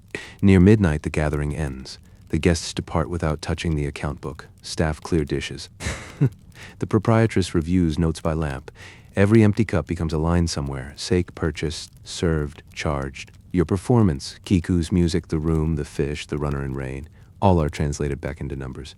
You help close the shutters, the street quiets. The Teahouse seems peaceful again, but now you understand peace as a finished calculation. The flower in the alcove did not organize the evening. Women with extraordinary memories did. One morning, the okiya mother calls you to the desk and shows you an account. This is not because she expects you to become a bookkeeper. It is because she wants romance removed from your understanding of silk. The figures include lessons, hairdressing, cosmetics, food, lodging, repairs, and garments. Your bright appearance has been accumulating numbers while guests accumulated compliments. Arrangements differ widely. Some trainees are bound by contracts tied to family payments or advances. Some houses invest heavily and recover costs from later earnings. Some women eventually gain independence, change houses, or establish their own businesses. Others remain constrained by debts difficult to examine or escape. Records are incomplete, and lives do not fit one rule. What remains consistent is that professional preparation requires capital. Consider one kimono. Silk begins with silkworms and labor far from the entertainment room. Thread is reeled, woven, dyed, patterned, cut, sewn, lined, and transported. Kyoto's textile artisans possess skills refined across generations. A fashionable design may require specialized hands at several stages. The finished garment then needs storage, airing, cleaning, and repair. You do not own merely cloth. You carry a small assembly of livelihoods. Hair ornaments add cost. Combs may be boxwood, lacquered wood, metal, shell-like material, or expensive tortoise shell depending on era and mean. Decorative pins change with season and stage. Cosmetics must be replenished. Shamisen strings break. Teachers charge. Messengers expect payment. A popular apprentice can earn, but popularity itself requires continued display. The house mother points to a repair entry. During last week's walk, your hem touched a rough corner. The snag was tiny, barely visible. A seamstress spent part of a day stabilizing it. You remember feeling nothing. The account remembers on your behalf. Gifts complicate ownership. A patron may present fabric, an ornament, money, or an object chosen to flatter. The house needs to know. Gifts can create obligations larger than their wrapping suggests. Accepting too eagerly looks greedy. Refusing bluntly insults. Kiku teaches you to receive with gratitude while letting the household manage what follows. Sponsorship can support a career, but it can also concentrate power. Later romantic stories often present a wealthy patron as a simple solution to an artist's expenses. In life, money arrives with expectations, spoken or unspoken. A woman may use patronage, strategically value a genuine bond, resent pressure, or experience all three across time. Your teachers do not describe this in sentimental language. They teach caution around private promises. Your earnings, when they begin, pass through the system. Fees are divided or credited according to local arrangement. The house pays current expenses and tracks old ones. Independence lies ahead like a distant bridge. Skill shortens the distance, but illness, damaged reputation, or changing fashion can extend it again. Still, the account is not only a chain, it is also evidence that women run businesses. Okiya and ochaya proprietresses negotiate contracts, manage property, assess talent, maintain credit, and control access to valuable networks. Within a patriarchal order, the flower town contains female economic authority. That authority can shelter younger women and exploit them, sometimes under the same roof. You begin treating objects differently. The fan returns to its case. The kimono is aired away from direct sun. Damp sandals do not sit beneath silk. Loose threads are reported early. Frugality here does not mean plainness. It means extending beauty's working life. At night, you calculate without numbers. How many songs before one lesson pays for itself? How many evenings before the repaired hymn disappears into earnings? The questions have no simple answer. Kiku tells you not to carry the whole ledger in your head. Learn well, work reliably, Know what is being counted. That is enough for one apprentice and one quiet night. Spring reaches Kyoto first as rumor. Plum buds thicken. Merchants display lighter colors. Teachers change songs before trees change completely. Then cherry blossoms arrive and the city behaves as though pale petals are a public emergency requiring picnics, poetry, drink, and immediate new clothing. For the entertainment districts, blossom season brings work. Visitors gather along rivers and temple grounds. Parties request spring songs. Patrons who ignored poetry all winter suddenly discover strong feelings about branches. The house opens garment chests and checks motifs. Your hair ornaments brighten. Practice focuses on dances that can turn a small fan into blossom, breeze, and falling petal without scattering any real garden across the tatami. The lane fills earlier each evening. Sandals knock, messengers pass, palanquins arrive, and vendors carry sweets shaped or colored for the season. Kyoto's famous places appear in guidebooks and prints. Travel within Edo, Japan has grown despite controls, supported by roads, pilgrimages, commerce, and a public appetite for seeing places known from art. Some visitors come partly to confirm that the city looks as expected. You walk beneath blossoms beside Kiku on the way to an engagement. The trees near the river hold evening light. Petals land in dark water, on shoulders, in hair, and inside the open collar of one unfortunate porter. Beauty is abundant enough to become a cleaning problem. At the ochaya, the alcove contains a carefully chosen branch rather than a crowded bouquet. Seasonal taste often prefers suggestion. One branch can stand for the hillside outside. One poem can hold a whole weather pattern. Your apprenticeship teaches concentration, remove excess until the remaining detail carries more. The gathering includes townsmen celebrating a successful venture. They are generous, cheerful, and already louder than the room needs. Kiku begins with a bright song. Another geisha performs a dance about blossoms viewed from a boat. You join later, fan opening at shoulder height, gaze following imaginary petals. The audience knows the conventions. A slight turn evokes wind. A lowered fan suggests flowers on water. Art becomes a shared language between performer and guest. Your success depends not only on technique but on cultural memory in the room. If no one recognized the signs, you would simply be moving carefully with stationery. Work multiplies. One evening leads into another. Makeup must be repaired after humid, crowded rooms. Kimono hems gather dust. Your feet develop sore places exactly where sandals insist on touching. Meals move later. The season celebrated for lightness becomes physically heavy, yet spring gives energy. Between engagements, apprentices compare ornaments. Teachers are busy but pleased. New songs travel. A patron sends a box of sweets. The cook hides it until chores finish, correctly understanding that discipline weakens in the presence of bean paste. One afternoon, you receive a rare hour near the river. Kiku allows you to sit beneath a tree with tea. No guests, no fan, no requirement to turn the moment into art. Petals fall unpredictably, refusing the measured rhythm of dance. You notice how different real nature is from its practiced signs.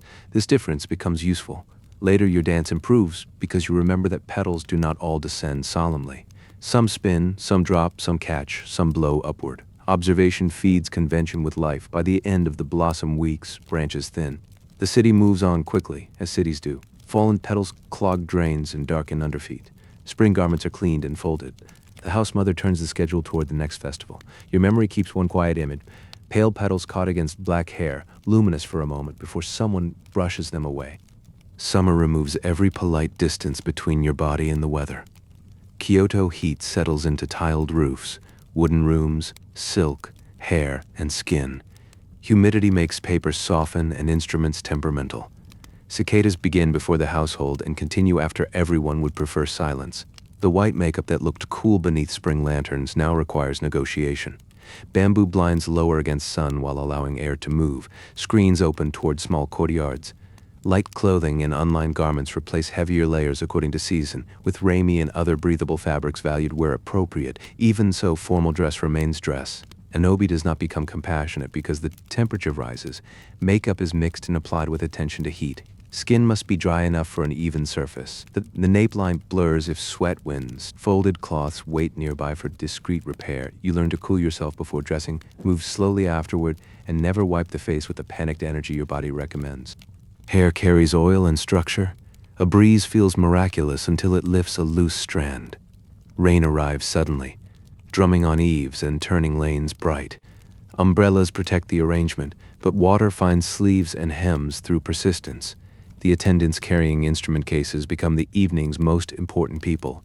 Shamisen responds to humidity. Tuning shifts, skin tightness changes, players listen and adjust. A professional checks the instrument before entering rather than discovering the weather's opinion during the opening note. Your sore fingers slide differently.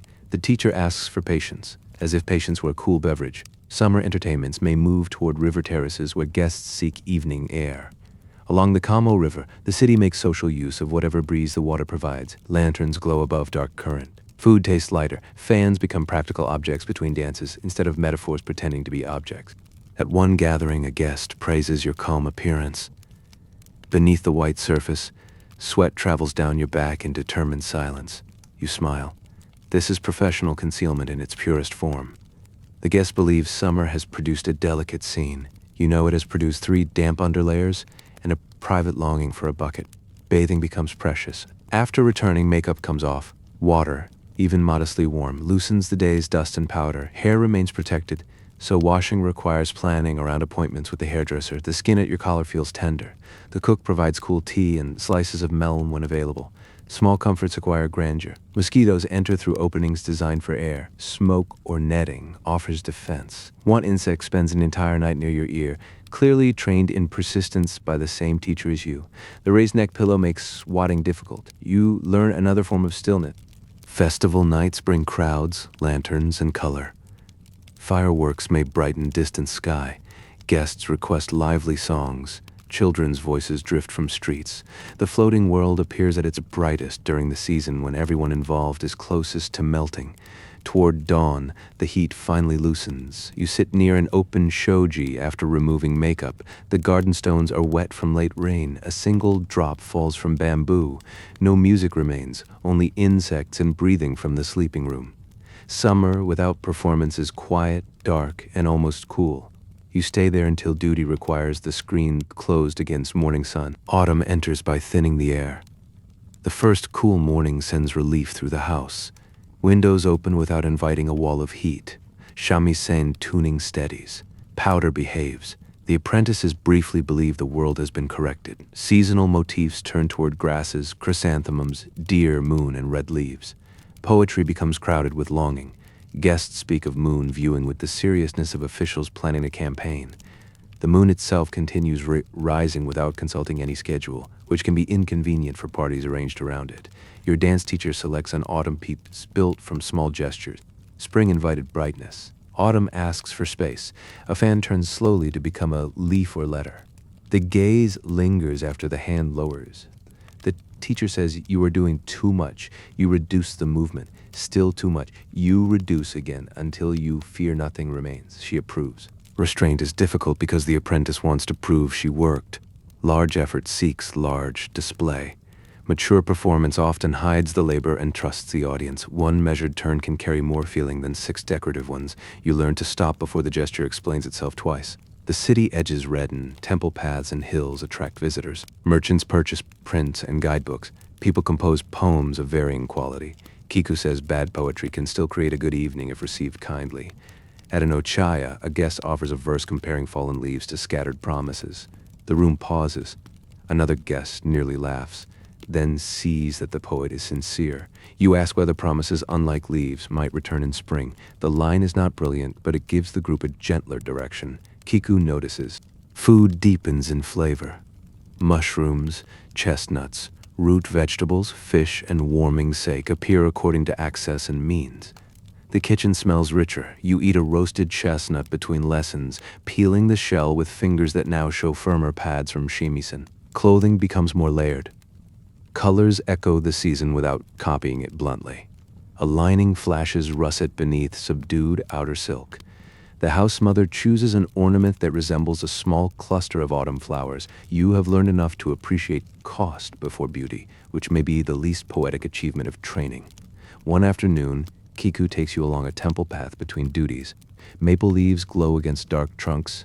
No guests are present. She walks slowly because her foot hurts, though she has told no one at the house. You match her pace, as she once taught you to do in the lane. She explains that a career has seasons too. Youth brings color and novelty. Later, Musicianship, conversation, loyal patrons, and judgment matter more. An entertainer who relies only on being young has accepted employment from time, and time is a difficult employer. Back at practice, you perform the autumn phrase. The fan lowers, your eyes remain on the place it left, holding a small absence. For once the teacher does not interrupt. Outside, one real leaf strikes the veranda and skitters noisily across the boards, completely ruining the solemn mood. Everyone laughs. Restraint, you learn, includes knowing when not to defend a beautiful moment from life. Winter arrives beneath the doors. Wood shrinks, paper screens tremble, and every gap develops an opinion about wind. Kyoto snow can transform tiled roofs and narrow lanes into a quiet print, but the people inside the print still have to fetch water. You wake before sunrise and discover that the basin has formed a thin skin of ice. Layers increase, padded garments, warm underclothes, and heavier fabrics help, though formal silhouettes leave certain places vulnerable. A brazier warms a small circle rather than the whole building. Everyone becomes skilled at placing hands near charcoal without scorching sleeves. Fire is comfort and danger occupying the same container. Your white makeup now applies to cold, dry skin. The brush feels colder than water, fingers stiffen while tying cords. Breath appears in the dressing room until enough bodies in one brazier raise the temperature. The finished kimono looks rich and warm. This is visual misinformation. Outside, tall wooden sandals meet frozen stone. Measured steps become essential. The raised soles keep hems above slush, but offer limited mercy on ice. An attendant carries a lantern low. Kiku walks ahead, testing the lane. You follow her exact path. Elegance in winter is mostly not falling where witnesses can see. At the ochaya, heat gathers around braziers and sake guests settle beneath additional layers. Warm dishes steam. The intimate room feels welcoming after the lane. Your fingers, however, must move on shamisen before they fully return to life. You warm them around a cup of tea, flex quietly, and begin with a piece whose first notes do not require heroism. Dry winter air affects instruments too. Wood and skin respond. A case protects during travel. Sudden changes between cold street and warm room require care. The shamisen is allowed to settle while greetings begin. Professional knowledge includes weather translated into material. Songs turn towards snow, year-end meetings, and the early signs of spring hidden in cold. Guests request favorite pieces.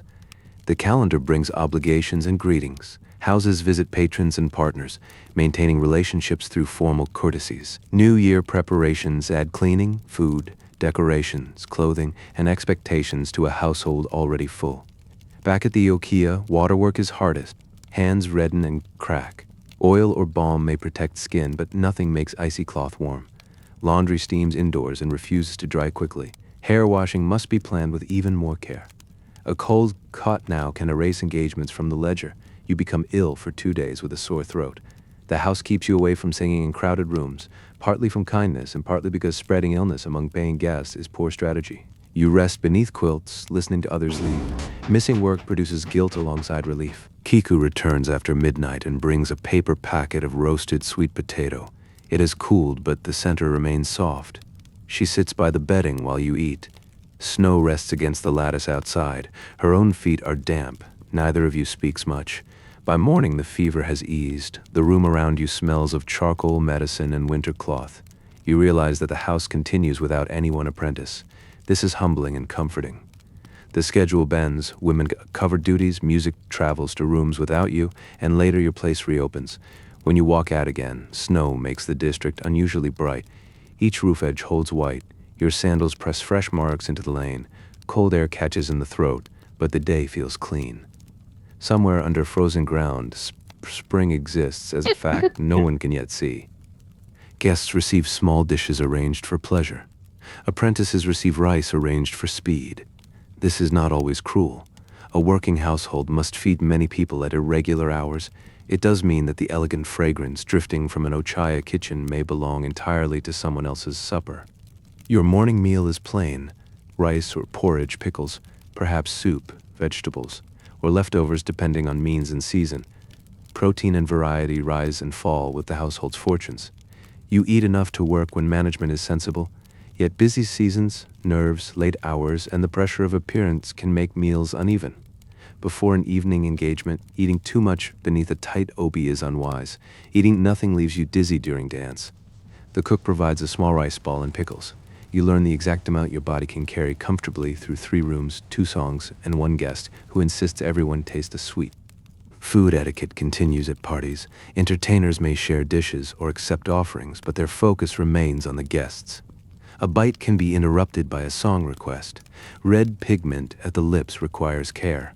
Long sleeves avoid sauces. Fish bones present tactical challenges beneath conversation. Sake deserves particular respect. A geisha may drink as part of hospitality, but drunkenness threatens judgment, music, safety, and reputation. Experienced women pace themselves. Eat, use smaller sips, substitute tea or water, and redirect endless toasts. The myth of effortless festivity hides calculation. One patron notices you declining a refill and asks whether his company is unpleasant. The question is playful but contains a trap. You say his company requires such attention that you would hate to blur any part of it. He laughs and pours for someone else. Kiku later approves the answer, then warns that the same line cannot be used every week. Kitchen workers know the real schedule. They keep food warm for performers returning at different times. A covered bowl waits near the hearth. Leftover broth becomes morning soup. Rice crust may be softened with tea. Nothing is wasted casually in a business that can calculate a hairpin. At midnight, the back kitchen becomes the household's most honest room. Makeup is partly removed, obi are loosened. Women eat with the direct concentration of laborers. The evening stories emerge in fragments. A guest sang off-key, a fan broke, a merchant proposed a terrible poem, an apprentice did not drop anything. Praise often takes this practical form. You begin to associate tastes with stages of training. Thin porridge belongs to predawn chores. Bitter tea belongs to music lessons. Sweet bean cakes belong to successful festival weeks. Roasted chestnuts belong to Kiku's quiet apologies. Pickled plum belongs to fatigue. Food also links home. A parcel arrives with dried vegetables prepared by your family. The flavor is not extraordinary to anyone else. To you it contains the angle of an old kitchen, the sound of your mother's knife, and the winter shelf where jars stood. You eat one piece slowly and hide the rest from the apprentice who steals sweets but would probably respect vegetables. In the reception room, guests may discuss rare delicacies in distant provinces. In the kitchen, you learn another luxury, hot rice at the right moment, eaten seated near people who know how tired you are. It does not appear in prints of the floating world. It sustains everyone inside them. A family letter arrives folded around distances paper cannot measure. The messenger gives it to the house mother because communication passes through the household. She checks the sender and hands it to you after chores. Your name on the outside is the old one. You carry the letter upstairs and wait before opening it. Anticipation preserves home perfectly for a few seconds. Then the paper unfolds. Your mother writes that the roof has been repaired. Your brother has grown and claims to help, which likely means he carries one tool while asking questions. A neighbor's daughter married. The plum tree flowered early. Ordinary news lands harder than tragedy because ordinary life is continuing without you. Literacy among women varies by class, region, occupation, and household. But Edo Japan supports a vibrant print culture. Lending libraries circulate books, guides, fiction, poetry, theater material, fashion information, and practical texts find readers across towns. In a professional entertainment house, reading and writing can serve songs, correspondence, accounts, and cultural conversation. Your hand is still awkward, but the letter belongs to a world with more female readers than old stereotypes allow. You prepare a reply with brush and ink. The first line must be formal enough for family respect and warm enough to be yours. You say training goes well. You do not describe the night you cried after hairdressing or the account at the house desk. Families often send courage in both directions by editing worry. You mention your new name. Writing it feels different from hearing it. The brush gives shape to the identity the house is building. You tell them Kiku is strict and kind. You describe cherry petals in the lane. You ask whether the old dog still sleeps beside the storehouse. This question smudges because you pause too long. The older apprentice helps correct a character. She does not read the private lines. Thin walls and shared rooms teach selective blindness. Privacy survives through courtesy more than architecture. When the messenger leaves, you watch through the lattice until he turns. The reply may take days depending on destination, route, and circumstance. There's no instant reassurance. Waiting becomes part of attachment. Some girls receive few letters. A family may be distant, ashamed, illiterate, dead, or simply relieved that one child is fed elsewhere. Some contracts make visiting difficult. Others allow periodic return. One apprentice never mentions home and grows sharp when asked. The household learns not to ask. Kiku keeps an old comb from her childhood wrapped in cloth. It has lost 2 teeth. Among silk and ornaments, the plain object seems almost poor. She says that is why it matters. No patron chose it, no account records it, and it belongs to the part of her life that existed before anyone paid to look. You begin a small box of your own. The family letter, a pressed plum petal, a cord from your first practice fan. None has monetary value. The account book cannot absorb them. Weeks later, another letter comes. Your brother has drawn something in the margin that might be a horse or a damaged kettle. You laugh aloud. The house mother looks up, then lets the sound pass. For a moment, the lattice does not separate 2 lives. Ink carries one kitchen into another. In a district built on introductions, reputation moves through walls. A performer may walk slowly in tall sandals while news of her mistake reaches the next house at the speed of a kitchen whisper. This is not because every woman is cruel. It is because businesses depend on knowing whom they can trust, and humans decorate useful information with unnecessary detail. Your reputation begins before your debut. Teachers report effort. Hairdressers notice lateness. Ochaya staff remember courtesy. Other apprentices watch whether you accept correction. A house mother's recommendation can open rooms, but your conduct must keep them open. The danger is not one dramatic scandal. It is accumulation. Arrive late twice, mishandle a borrowed ornament, repeat a guest's private joke where it returns to him, appear dismissive towards staff. Each act becomes a thread. Enough threads form a pattern people name as character.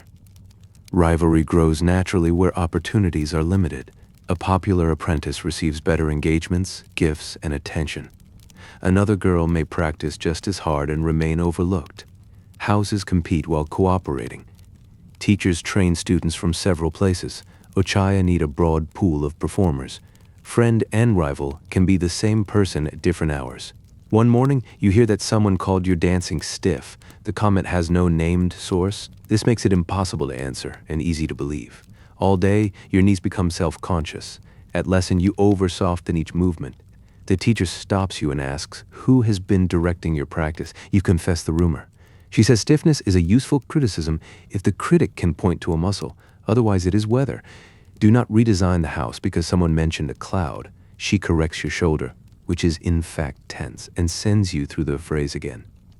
Later, you learn the comment began as praise. A patron said your posture remained steady for a beginner. Someone compared steady with formal, formal with stiff, and by breakfast you had become a decorative board. Gossip edits efficiently. You are not innocent. After a difficult rehearsal, you imitate another apprentice's dramatic singing in the sleeping room. The others laugh. She appears at the door. Her face changes for only a second, which is worse than anger. That evening you apologize without excuses. She accepts, but warmth returns slowly. Kiku explains that wit is part of your work and cruelty is its cheap imitation. A skilled entertainer can make a room laugh without selecting the most vulnerable person as material. If you practice mockery at home, it will eventually escape at work. Good reputation travels too, though people notice it less. You return a lost ornament. You remember a servant's sick child. You cover a song when another performer coughs.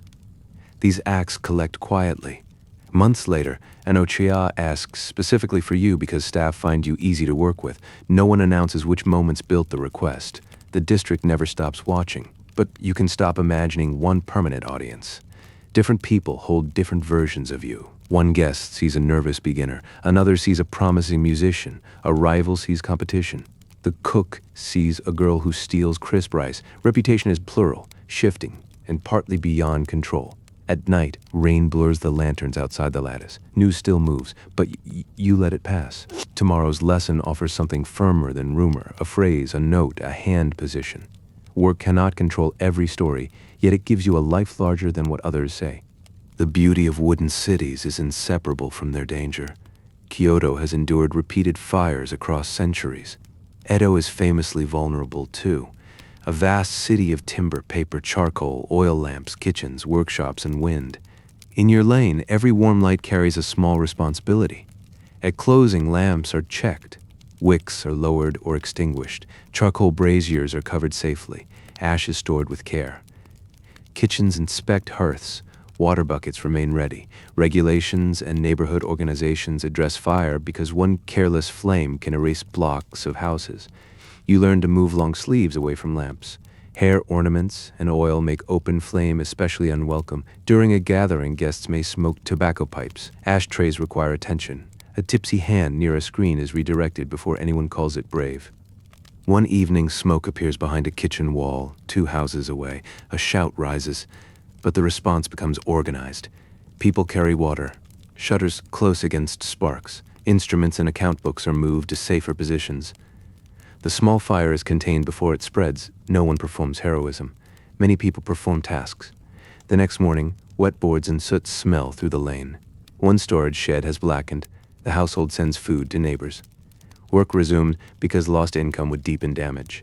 Your dance lesson continues beneath a roof that feels newly temporary. Illness creates quieter interruption. Long hours, smoke weather, restrictive clothing, inadequate rest, and close rooms wear on bodies. Colds travel, voices strain, knees swell, feet blister, skin reacts to cosmetics, hair tension causes pain. Medical knowledge combines herbal practice, household remedies, professional physicians where accessible, and beliefs that do not divide neatly into modern categories. You develop a cut near one fingertip. It seems trivial until shamisen string finds it. Kiku cleans and wraps the finger. The teacher changes your practice to listening and rhythm rather than repeated pressure. Rest is practical, not indulgent. An infected hand earns nothing. Another performer hides a cough because she fears losing a requested evening. Midway through the song, her voice fails. The group adjusts. Kiku takes the next verse. You carry tea. The ochaya shortens the set without blaming her publicly. Back home, the house mother is angry because concealment endangered everyone. Care and discipline arrive together once more. Medical expense enters the ledger. Lost engagements enter it too. The economics of health can encourage people to work too soon. A strong house may absorb recovery. A desperate one may press. Historical records rarely capture every ordinary fever behind glamorous print. Tired hands tell time. Calluses thicken at the strings. A faint burn marks the cook. The hairdresser's fingers bend from years of pulling and pinning. Kiku massages her wrist after performances. Professional grace is built on bodies that age. After the nearby fire, you help place fresh water buckets. Dusk fills the lane. Lanterns return one by one despite yesterday's smoke. The district cannot work in darkness, so risk is managed rather than removed. Before sleep, you check the small lamp twice. Then you lower your neck onto the wooden support and feel the wrapped fingertip pulse. The house creaks. Rain begins. A comforting sound tonight. Water moves along roofs, darkened stone, and settles the dust. For a few hours, fire feels far away.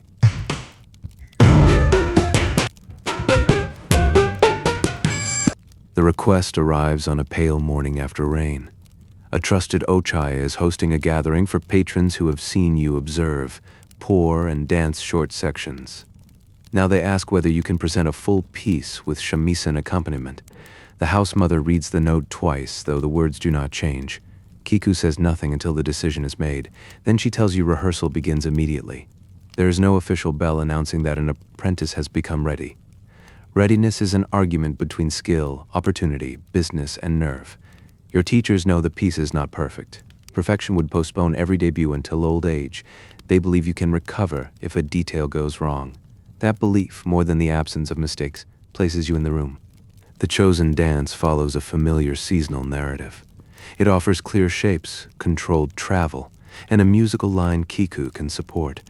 No one selects your most difficult piece simply to prove courage. Professional judgment values the work that suits the performer, setting, and audience. A modest success can build a career. A spectacular disaster becomes breakfast. Rehearsal strips the dance down. Entry, bow, opening pose, first fan turn, travel across the mat, change of direction, pause, closing image. Kiku plays while the dance teacher watches from the side. At every stop, you return to the beginning of the phrase. The fan grows warm in your hand. Your teacher corrects the relationship between gaze and gesture. The eyes must not arrive before the fan. She adjusts the angle of the shoulders. She asks for stillness after a turn. When you stop, your body continues trembling inside the costume, but the visible line holds. Music rehearsal follows. Kiku marks where she can extend a measure if you need a breath, and where the structure permits no rescue. You learn to hear her small cues. A slightly stronger attack tells you the next phrase is coming. A held note gives space. Performance is not two separate arts happening at once. It is a conversation conducted with timing. The house prepares garments. The selected kimono is vivid enough for youth, but not so busy that movement disappears. Seams are checked. The obi is aired. One hair ornament is changed because its shape catches the fan during a turn. This danger had not appeared in practice clothing. Costumes create their own choreography. On the afternoon of the performance, you complete chores because the floor does not respect artistic milestones. Then bathing, skin preparation, makeup, hair inspection, layers, ties, and waiting. Waiting is worst. Practice gives fear somewhere to go. Waiting lets it sit beside you. Kiku brings tea.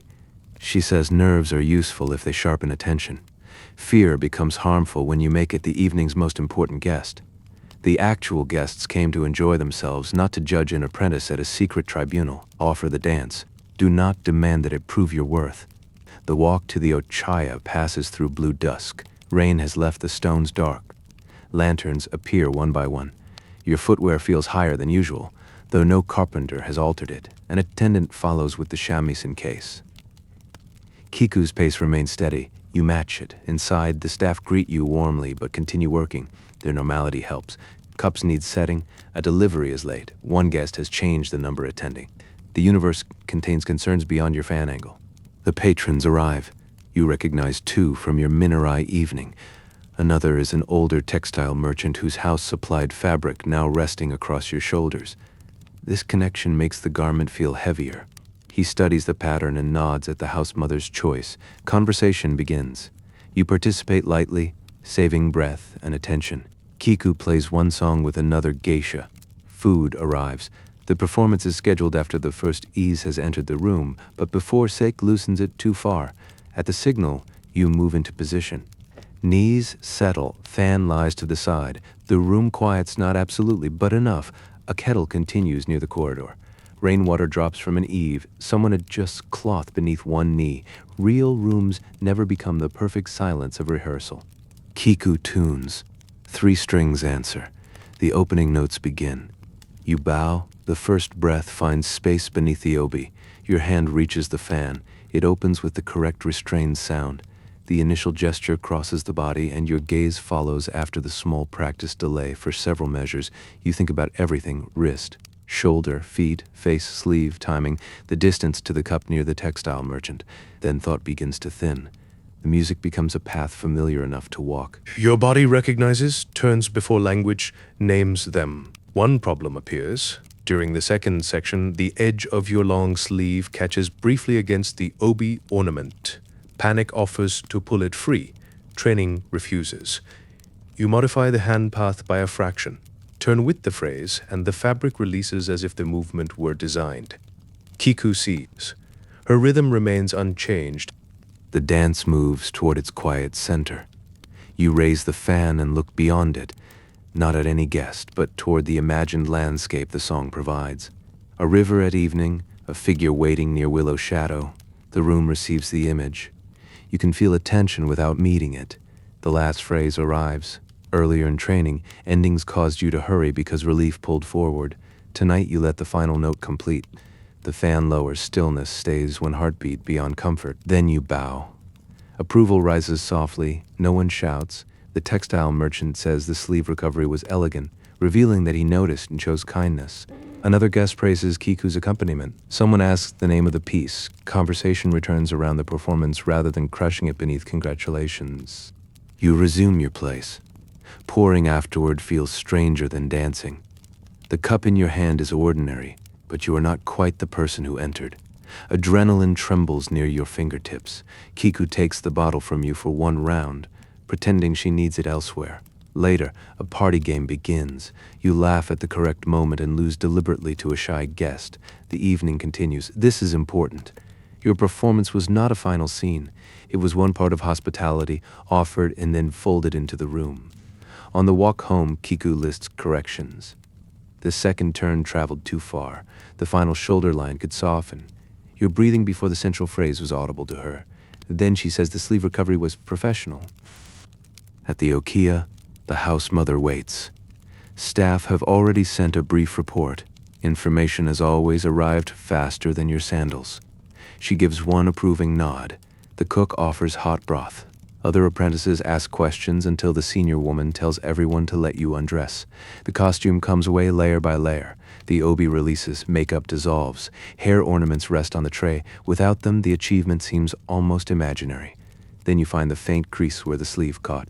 Evidence. You place the fan in its case. Your fingers touch the worn edge. Years from now, if the career continues, this evening may become one performance among hundreds.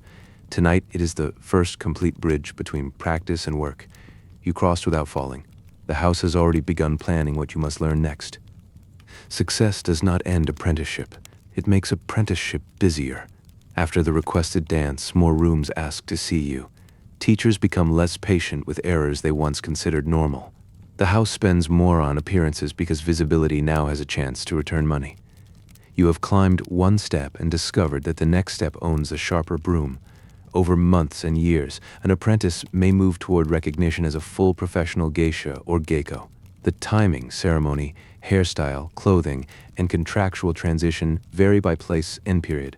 Later, Kyoto tradition uses well-known rites and visual changes, but your late-Edo household follows an earlier local path we cannot reconstruct in every personal detail. History is honest when it leaves some doors partly closed.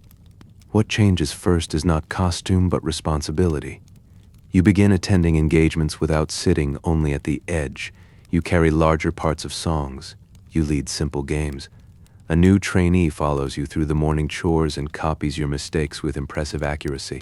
Correcting her forces you to hear your own teachers. Your shamisen playing grows reliable. The fingers find positions while you watch the room.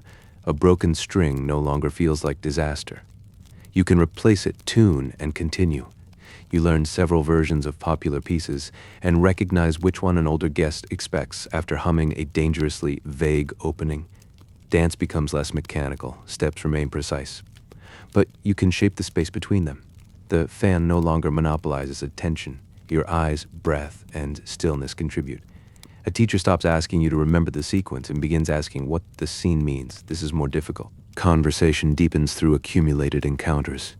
You remember who lost a parent, who opened a new shop, whose son studies in another city, who prefers old theater stories, and who should never be encouraged to sing before the final course. Guests become recurring people rather than anonymous tests. Your visual style gradually matures. The youthful brightness and abundant ornament of an apprentice may give way to more restrained dress, subtler hair, and the authority of a professional whose art must hold attention. Exact signals differ, but the direction is meaningful. At first, costume announces you. Later, you should be able to announce the costume by wearing it well. This change can bring relief. Elaborate natural hairstyles require maintenance and difficult sleep. In some mature geisha traditions, wigs eventually offer a different practical arrangement, though use varies historically. Younger display gives way to adult polish. The neck may complain less. The account does not necessarily become kind. Money begins to look different. You generate more fees, but costs continue. Some earnings reduce obligations to the house. Some support new garments and lessons. Independence may become possible through clearing debt, forming patron relationships, negotiating contracts, or later operating separately. Nothing occurs by magic when a new collar is worn. The house mother begins discussing choices in your presence rather than simply announcing them. Which teacher should receive extra study? Which okiya relationship deserves attention? Is a certain patron generous, controlling, unreliable, or all three? Adult professional status requires judgment about the business surrounding art. Kiku's role changes too. She still corrects you, but now asks your opinion. At one party, she lets you choose the song order. You begin with a familiar comic piece because the guests arrive stiff from a formal meeting, then move toward a quieter river song once their attention has softened. The sequence works. Kiku says only good. You also see the costs ahead. An older geisha with excellent musical skill receives fewer requests from guests chasing youth. She compensates through loyal patrons, teaching, and depth of repertoire. Another becomes an okiya manager. One retires to marry. One leaves the district without explanation. Careers branch according to talent, health, money, relationships, chance, and desire. The title geisha means person of the arts, yet the arts do not guarantee security. Fashion changes. Political stability trembles, fires burn records, illness interrupts, a patron dies or loses money, a household changes leadership, professional identity is strong but not invulnerable, your own ambition becomes clearer, you do not wish merely to be admired in bright clothing, you want the shamisen phrase that once defeated you to sound easy, you want to guide a difficult room without visible strain. You want a younger apprentice to feel safe beside you. These desires are quieter than fame and perhaps more durable. One evening, you dress in a slightly more restrained ensemble for a gathering of serious music patrons. The outer color is deep indigo, the lining warm red, the pattern visible only as light moves. Compared with your early bright garments, it seems almost plain. In the room, however, guests notice the weave and the confident fit. Taste has moved inward. You perform a song with a longer narrative line. No dance distracts. Your voice must carry image and timing. Kiku accompanies. At the end, the oldest guest closes his eyes for a moment before speaking. He says the song reminded him of Kyoto when he first arrived as a young man. This is a different kind of praise. He does not mention your face, sleeves, or youth. The art opened his memory. Back at the house, you remove one ornament and place it carefully in the tray. The new trainee watches from the doorway. You ask whether she has finished rolling the bedding. She says yes too quickly. Together, you inspect the room and find one futon shaped like the defeated cloud you made on your first morning. You show her how to press the air out and square the corners. Your hands repeat the older apprentice's movement. A lineage passes through chores as surely as through songs. Your professional name now turns your head immediately. The delay is gone. The old name still lives in family letters and private memory, but the new one no longer floats like someone else's note. You have played it often enough that it belongs to your voice. The flower town can feel like an entire country because its rules fill your day. Yet walk a few streets at dawn and the illusion opens. Kyoto extends around you. Temple compounds, shrines, markets, workshops, bridges, aristocratic residences, samurai offices, common houses, gardens, warehouses, and the broad enclosure of the imperial palace. Your lantern district is one bright thread in a much larger cloth. The city is old even in your time. It was laid out as the imperial capital more than 1,000 years before our fictional 1845 morning. Though war, fire, rebuilding, commerce, and ordinary change have repeatedly altered it, the emperor remains in Kyoto while political power belongs to the Tokugawa shogunate centered in Edo. Court culture, warrior government, religious institutions, and townspeople's wealth coexist in uneasy layers. You see these layers during errands. A court noble's servant passes in dress shaped by another world of rank. Artisans carry tools. Monks move between temples. Porters shoulder goods. Samurai from many domains appear in the city, their clothing and speech revealing origins to attentive ears. Rural sellers arrive with vegetables, charcoal, flowers, fish, and gossip from beyond the gates. Kyoto's crafts support your profession. Nishijin weavers and associated textile trades create sophisticated fabrics. Dyers transform silk through closely guarded skill. Fan makers, ceramicists, lacquer workers, comb makers, metal workers, paper merchants, painters, and print publishers feed the city's appetite for objects both useful and beautiful. The fan in your hand is connected to hands you may never meet. Music travels too. Kabuki theaters attract audiences and stars. Puppet drama, popular songs, festival music, religious chant, street cries, and private lessons overlap in urban sound. A tune may begin on stage, be adapted in a teahouse, whistled by an apprentice, and become unrecognizable by the time a child carries it home. Print culture spreads images of actors, beauties, famous places, fashions, and stories. Ukiyo-e, pictures of the floating world, help turn entertainers into public figures, while also producing types that may bear little relation to private life. A print can make one gesture famous and erase 10 years of morning chores. You pause at a print seller's display and see a beautiful woman with shamisen. Her collar is perfect. No sweat, account book, cold basin, or broken string occupies the image. Kiku says prints are allowed to lie if they lie beautifully. Then she points out that the artist correctly captured the angle of the bachi. The Kamo River provides space and orientation. Bridges connect districts. Banks host gatherings and seasonal views. Water carries reflections by night and practical refuse by day. Floods remind the city that scenic rivers have other professions. East rise the Higashiyama hills, temple roofs and slopes shifting with weather. Their presence enters songs and conversation. A guest can mention a place, and everyone in the room supplies a remembered landscape. Geography becomes cultural shorthand. Pilgrimage and travel bring visitors. Tokugawa controls do not freeze the population in place. Daimyo travel under alternate attendance systems, merchants move goods, pilgrims follow religious routes, and ordinary people use permitted journeys for devotion mixed with sightseeing. Guidebooks and souvenirs support the desire to know famous places. Visitors arrive with expectations about Kyoto refinement. The entertainment district sells a version of the city back to them. Seasonal taste, old songs, polished language, textiles, cuisine, and a carefully arranged sense that culture has deep roots. You become one of Kyoto's interpreters even though much of your own city remains unexplored. One rare free afternoon, Kiku takes the apprentices to a temple fair. You wear ordinary clothing and simpler hair. Without white makeup, fewer people look. The anonymity feels light. Stalls sell sweets, toys, charms, old objects, and remedies for conditions described with tremendous confidence. You watch a street performer gather children with comic gestures. His art is broader than the ochayas, designed for noise and open space. Timing still rules. He pauses before the joke and lets anticipation pull the crowd close. You recognize the craft beneath the difference. At a stall, you spend a small coin on a plain wooden comb for your memory box. It is not as fine as the house combs. That is the appeal. No patron selected it. No account assigned it to your professional image. It belongs to the afternoon. On the return walk, bells sound from different temples. Smoke lifts from kitchens. Laundry moves above narrow yards. A child practices reading near a shop. Two women argue over the price of greens.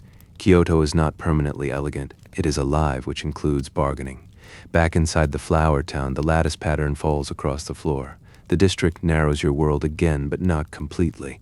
You carry the fair's noises into the evening. When a visitor asks what Kyoto is like beyond the famous views, you can say that one temple stall sells excellent cakes and doubtful medicine. The room laughs. Historical cities often reach us through monuments and exceptional art.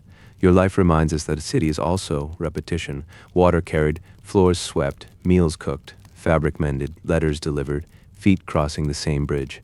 The geisha profession depends on the spectacular and the ordinary at once. At dawn the next day, you open the upper shoji, roofs spread toward the hills. Somewhere among them, artisans are beginning work on objects that may eventually enter your house. Somewhere a traveler is asking the road. Somewhere your family wakes. The city does not belong to any one class or story. It holds emperors and tofu sellers, monks and actors, famous beauties and exhausted apprentices. You stand at the window long enough for the senior trainee to ask whether contemplation has learned to carry water. Kyoto returns you to the bucket. Our journey rests around 1845, near the end of the Tokugawa age, though no one in your kitchen calls it the late-Edo period while pouring tea. Historical labels arrive afterward. People living inside an era receive rumors, prices, officials, weather, and the uncertain sense that familiar arrangements are under pressure. The shogunate has governed for more than 2 centuries. Relative peace encouraged cities' roads, literacy, commerce, leisure, and the urban arts that sustain your profession. The same order imposed hierarchy, regulations, censorship, domain obligations, and controls that could feel permanent to those born beneath them. But permanent orders require constant repair. Famines, fiscal strain, peasant unrest, samurai debt, merchant wealth, natural disasters, and debates about government accumulate. Reforms attempt moral and financial correction. Entertainment districts attract official suspicion because pleasure is an easy target when authorities wish to demonstrate seriousness. Sumptuary rules may restrict display, entertainment, or consumption. Enforcement varies. Fashion responds by moving luxury into subtle places. A sober outer fabric can conceal a splendid lining. A small pattern can require extraordinary workmanship. Townspeople turn restraint into competition, proving that regulation sometimes gives taste a puzzle. The house mother keeps track of official moods. A crackdown can affect hours, clothing, travel, or permissible entertainment. Licenses matter. Unlicensed districts negotiate risk differently from recognized ones. Edo's Fukugawa geisha, for example, became known for professional music in areas outside the official Yoshiwara structure, while Kyoto's districts followed their own paths. No national office has standardized every lantern. Political conversation enters the ochaya indirectly. A samurai complains about stipend without naming his lord. A merchant discusses rice prices. A traveler mentions coastal defenses. Another lowers his voice around news from Nagasaki, where controlled contact with Dutch and Chinese trade has never allowed Japan to be as completely sealed as the simple word isolation suggests. You are taught not to debate beyond your knowledge. Entertainers hear much, but hearing is not authority. Still, songs and jokes absorb public mood. Theater transforms current anxieties into historical plots that audiences understand. Fashion carries foreign hints through limited trade. The floating world reflects the order while pretending to float apart from it. In 1853, a few years beyond our central moment, Commodore Perry's American ships will enter Japanese waters and intensify crisis. Treaties Political conflict, economic disruption, violence, and competing visions of imperial and shogunal authority will follow. Kyoto will become a center of dangerous political activity. The Tokugawa shogunate will fall in 1867, and imperial rule will be formally restored, but you do not know the ending. One morning, a broadsheet or spoken report brings news of foreign ships seen far away. Details disagree. Someone says the vessels breathe smoke. Someone else says they are larger than castles, which is how rumor dresses technology for travel. The cook says no ship, however large, has offered to wash bowls. At an evening gathering, guests argue about foreign pressure. Kiku redirects toward a song until the ochaya proprietress signals that this group wants to continue. Then the entertainers listen. One samurai advocates stronger defenses. A merchant worries about trade. An older man says the country has survived difficult visitors before. Nobody has the full map. Your work depends on stability but adapts to change. New customers may rise. Old patrons lose stipends. Western instruments and songs will eventually enter Japanese musical life. Hairstyles, clothing, laws, and urban institutions will shift during Meiji modernization. Some entertainment districts will survive by presenting tradition within a rapidly modernizing nation. Tradition itself will become more formal in response. Practices that were fluid can be codified when people fear losing them. The modern image of Maiko and Geiko will grow from history but not preserve every 1845 detail unchanged. What later tourists call timeless may contain many recent decisions. Inside your house, change appears through objects. A new kind of printed image, a rumor of unusual cloth, a patron carrying information from Edo, a price increase in lamp oil. Politics reaches ordinary life through cost before it reaches through proclamation. Kiku watches senior patrons grow anxious. She adjusts repertoire. In unsettled times, some rooms want lively escape. Others ask for old songs that make the world feel continuous. Art cannot stop political change, but it can hold a familiar rhythm for 3 minutes. One night, you perform a piece learned from your first teacher. The melody passed through women before you and will pass onward, altered slightly by each voice. Outside, the city contains men arguing about the future. Inside, 3 strings establish a pattern older than the argument. This does not make the room outside history. The merchant paying for it belongs to an economy under strain. The samurai listening belongs to a class whose legal privileges will soon be transformed. The proprietress keeps accounts in a business that future governments will regulate differently. You belong to history precisely while creating temporary escape from it. Late at night, Kiku says that people always call a song old when they need it to promise survival. She does not know whether the song truly promises anything. She only knows it has outlived several singers. You close the shamisen case. The latch makes a small, reliable click. Eras rise and fall at scales too large for one apprentice. Tomorrow still begins with bedding and water. Yet beyond the lattice, the old order has begun to shift, and even the quietest house stands on moving ground. Much of what later viewers imagine about the floating world comes through images. Edo period prints preserve hairstyles, garments, instruments, actors, famous beauties, seasonal outings, and interiors with extraordinary elegance. They are invaluable.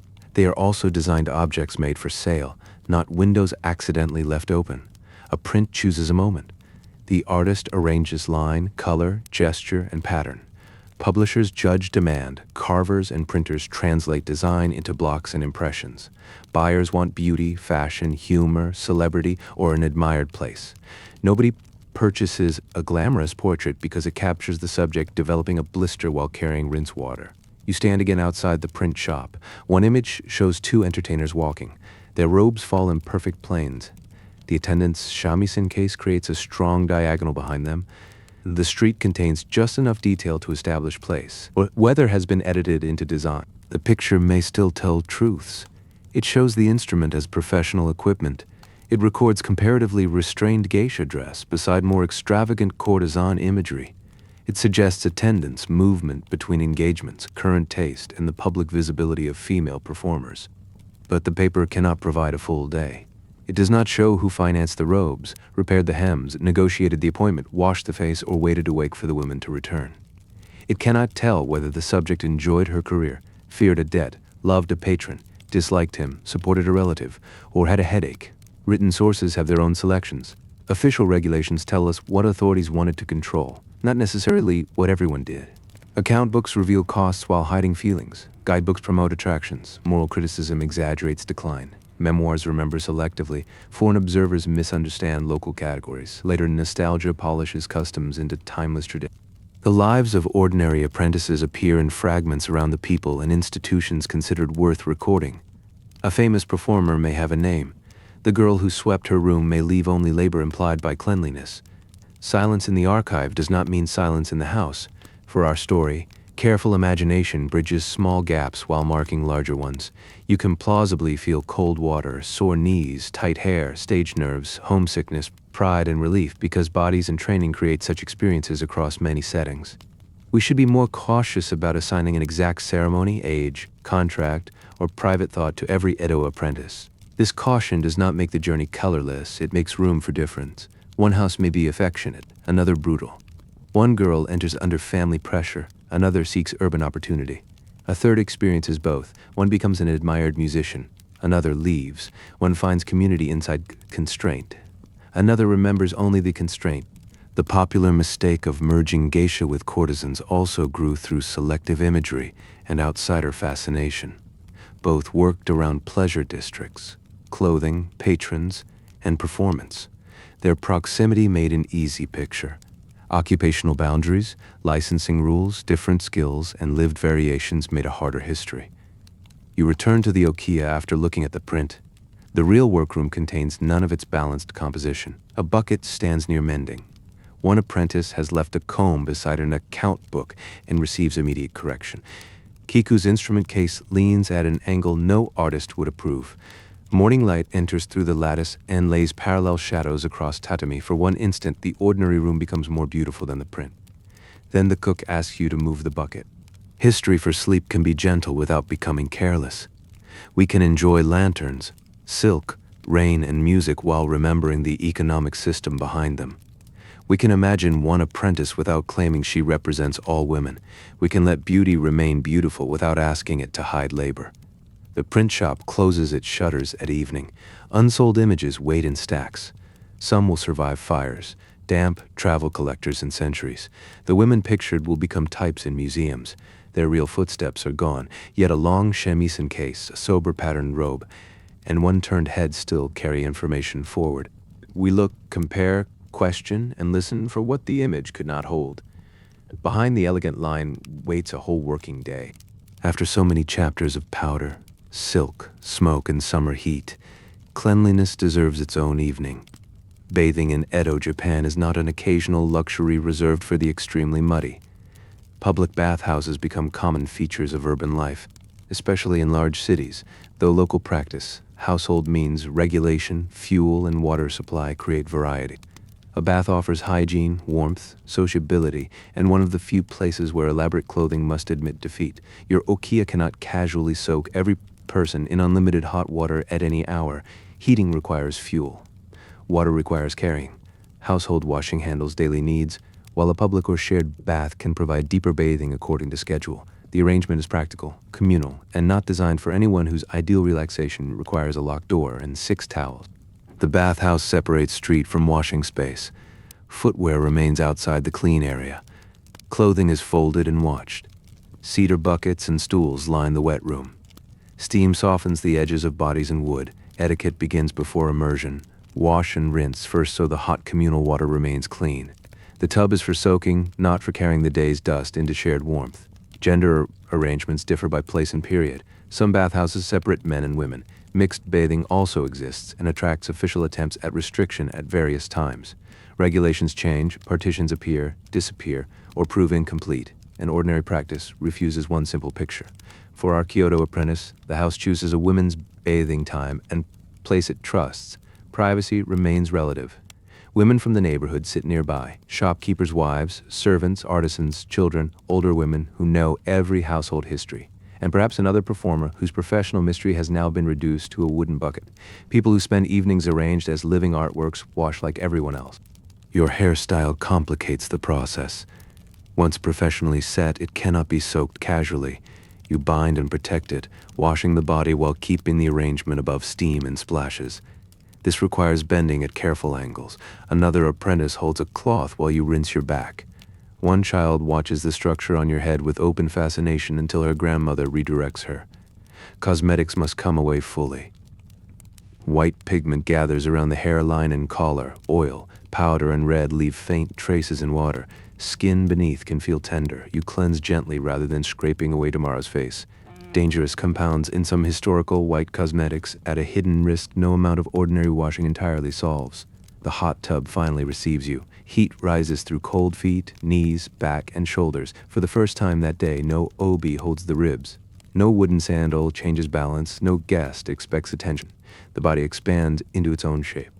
Conversation flows because silence would waste the acoustics. Bathhouses serve as neighborhood information centers. Prices, illnesses, marriages, apprentices, weather, and absurd customers circulate with steam. You understand why the district fears gossip. A secret carried into hot water becomes extremely light. The other apprentice begins describing a teacher's expression. You stop her before the imitation becomes recognizable. Reputation travels without shoes, and in the bath it has removed everything else as well. Cleanliness connects with religious and social ideas, but should not be romanticized into one national obsession. Shinto purification, Buddhist institutions, practical hygiene, pleasure in hot water, and urban custom all contribute different threads.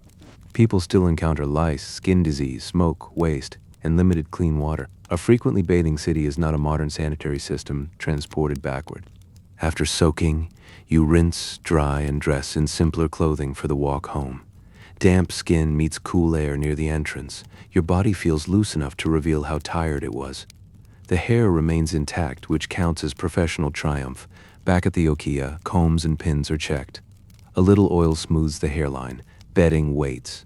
The raised neck pillow seems slightly less hostile after the bath. Warmth remains in your legs. The public image of geisha depends on transformation, yet bathing reminds you that transformation must be undone and rebuilt.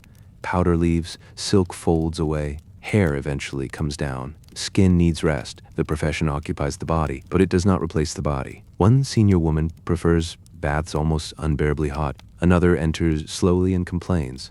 The cook insists that the best time is late, when neighborhood children have gone home. Each has private habits hidden beneath shared custom. History often describes bathing as a broad practice. Life occurs in these preferences. Rain begins while you settle to sleep. The house smells cleaner, faintly of soapless water, cedar cloth, and hair oil. Tomorrow, smoke and powder will return. For now, steam has carried the day away, and every tired muscle seems willing to become quiet.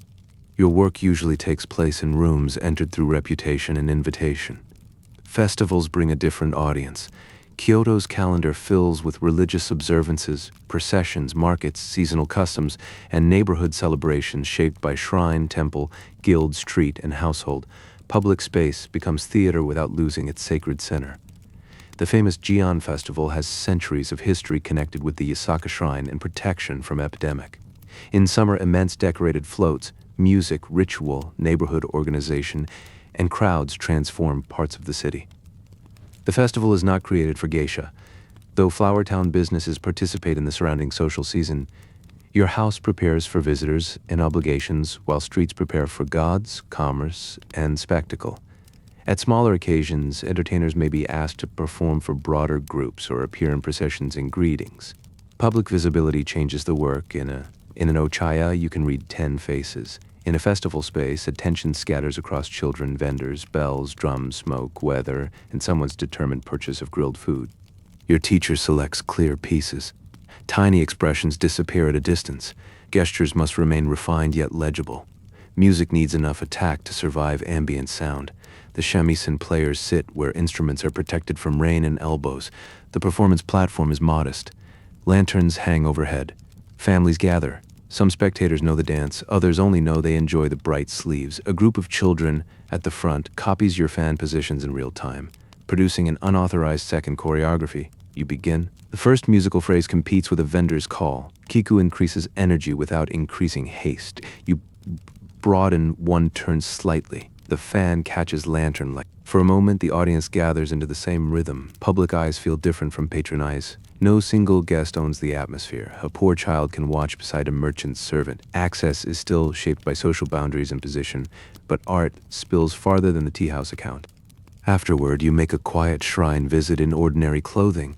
Entering sacred space involves purification and proper respect. You rinse hands where expected, approach, offer, bow, and let the noise remain behind. The prayer is private.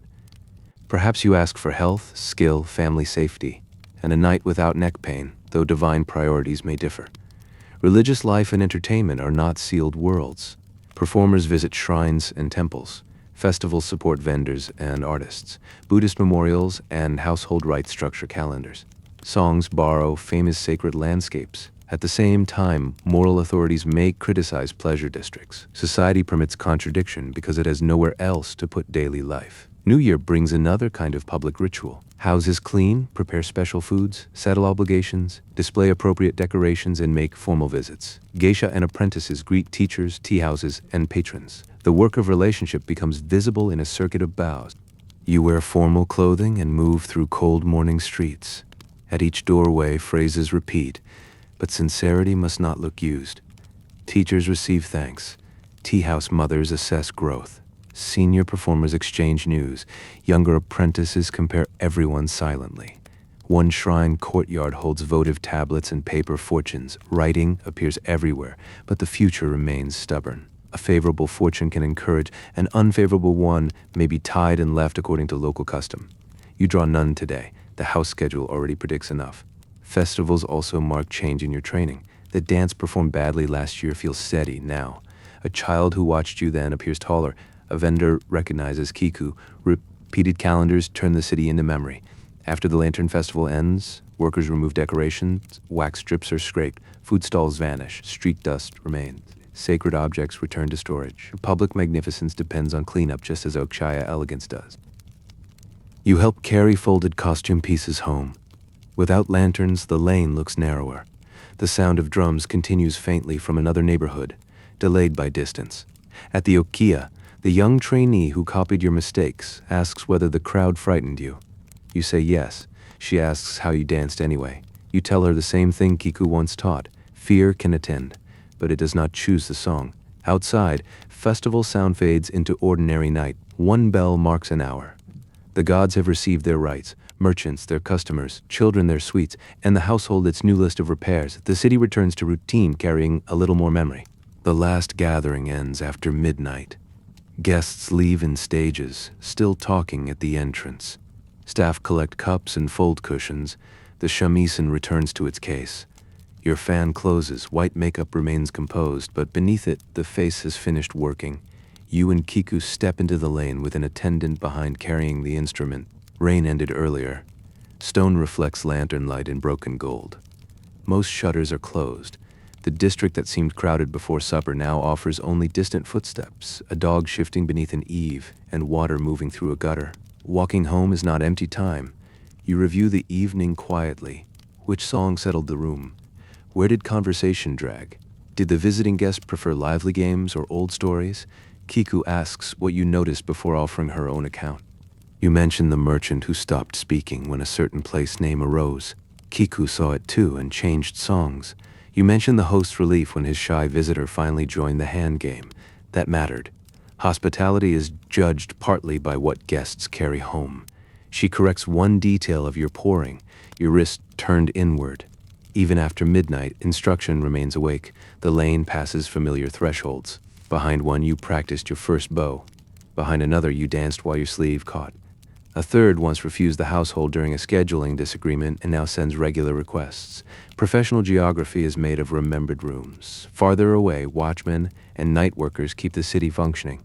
Curfews, gates, and neighborhood controls shape movement differently across period and place. Fires are watched. Deliveries prepare for morning. Night is quieter, never vacant. Your tall sandals strike measured notes. At the beginning of apprenticeship, every step demanded thought. Now the body balances while the mind drifts. Fabric follows. Hair ornaments barely sound.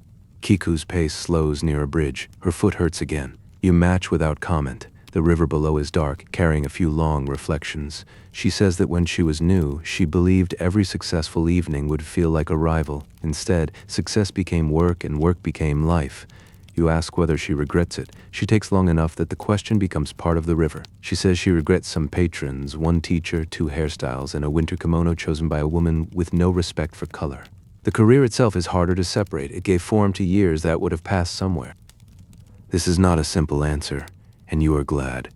Historical women deserve more than gratitude or misery assigned from outside. A life can contain coercion and pride, dependence and authority, exhaustion and art.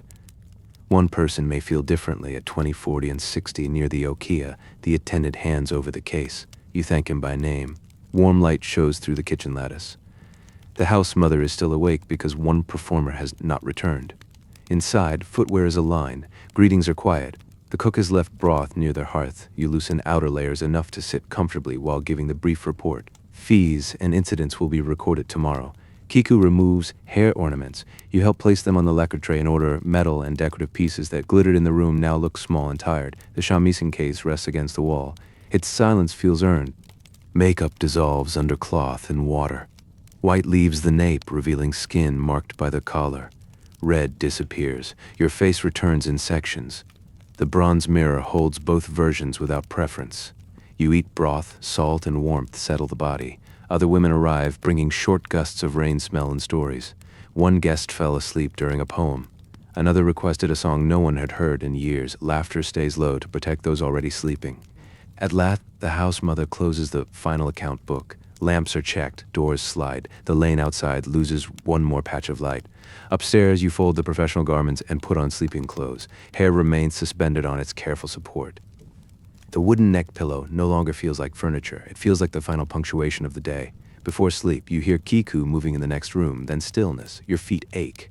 One melody repeats faintly in memory, slower each time. The walk home is ended, but the river continues beneath the bridge, carrying lantern fragments toward darkness. Now the story begins to release its details. The lessons are finished for tonight.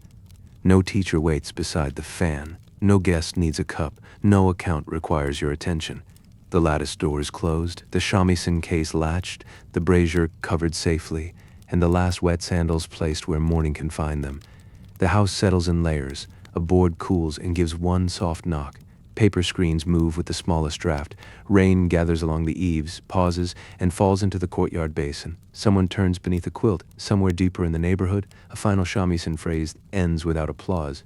Your apprentice life has been made from repetition.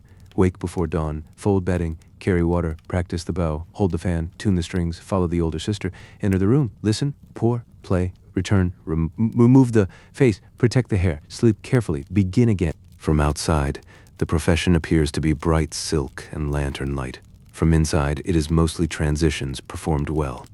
Home into workplace, girl into professional name, plain face into public image, practice into performance, stranger into remembered guest, noise into music, fatigue into poise.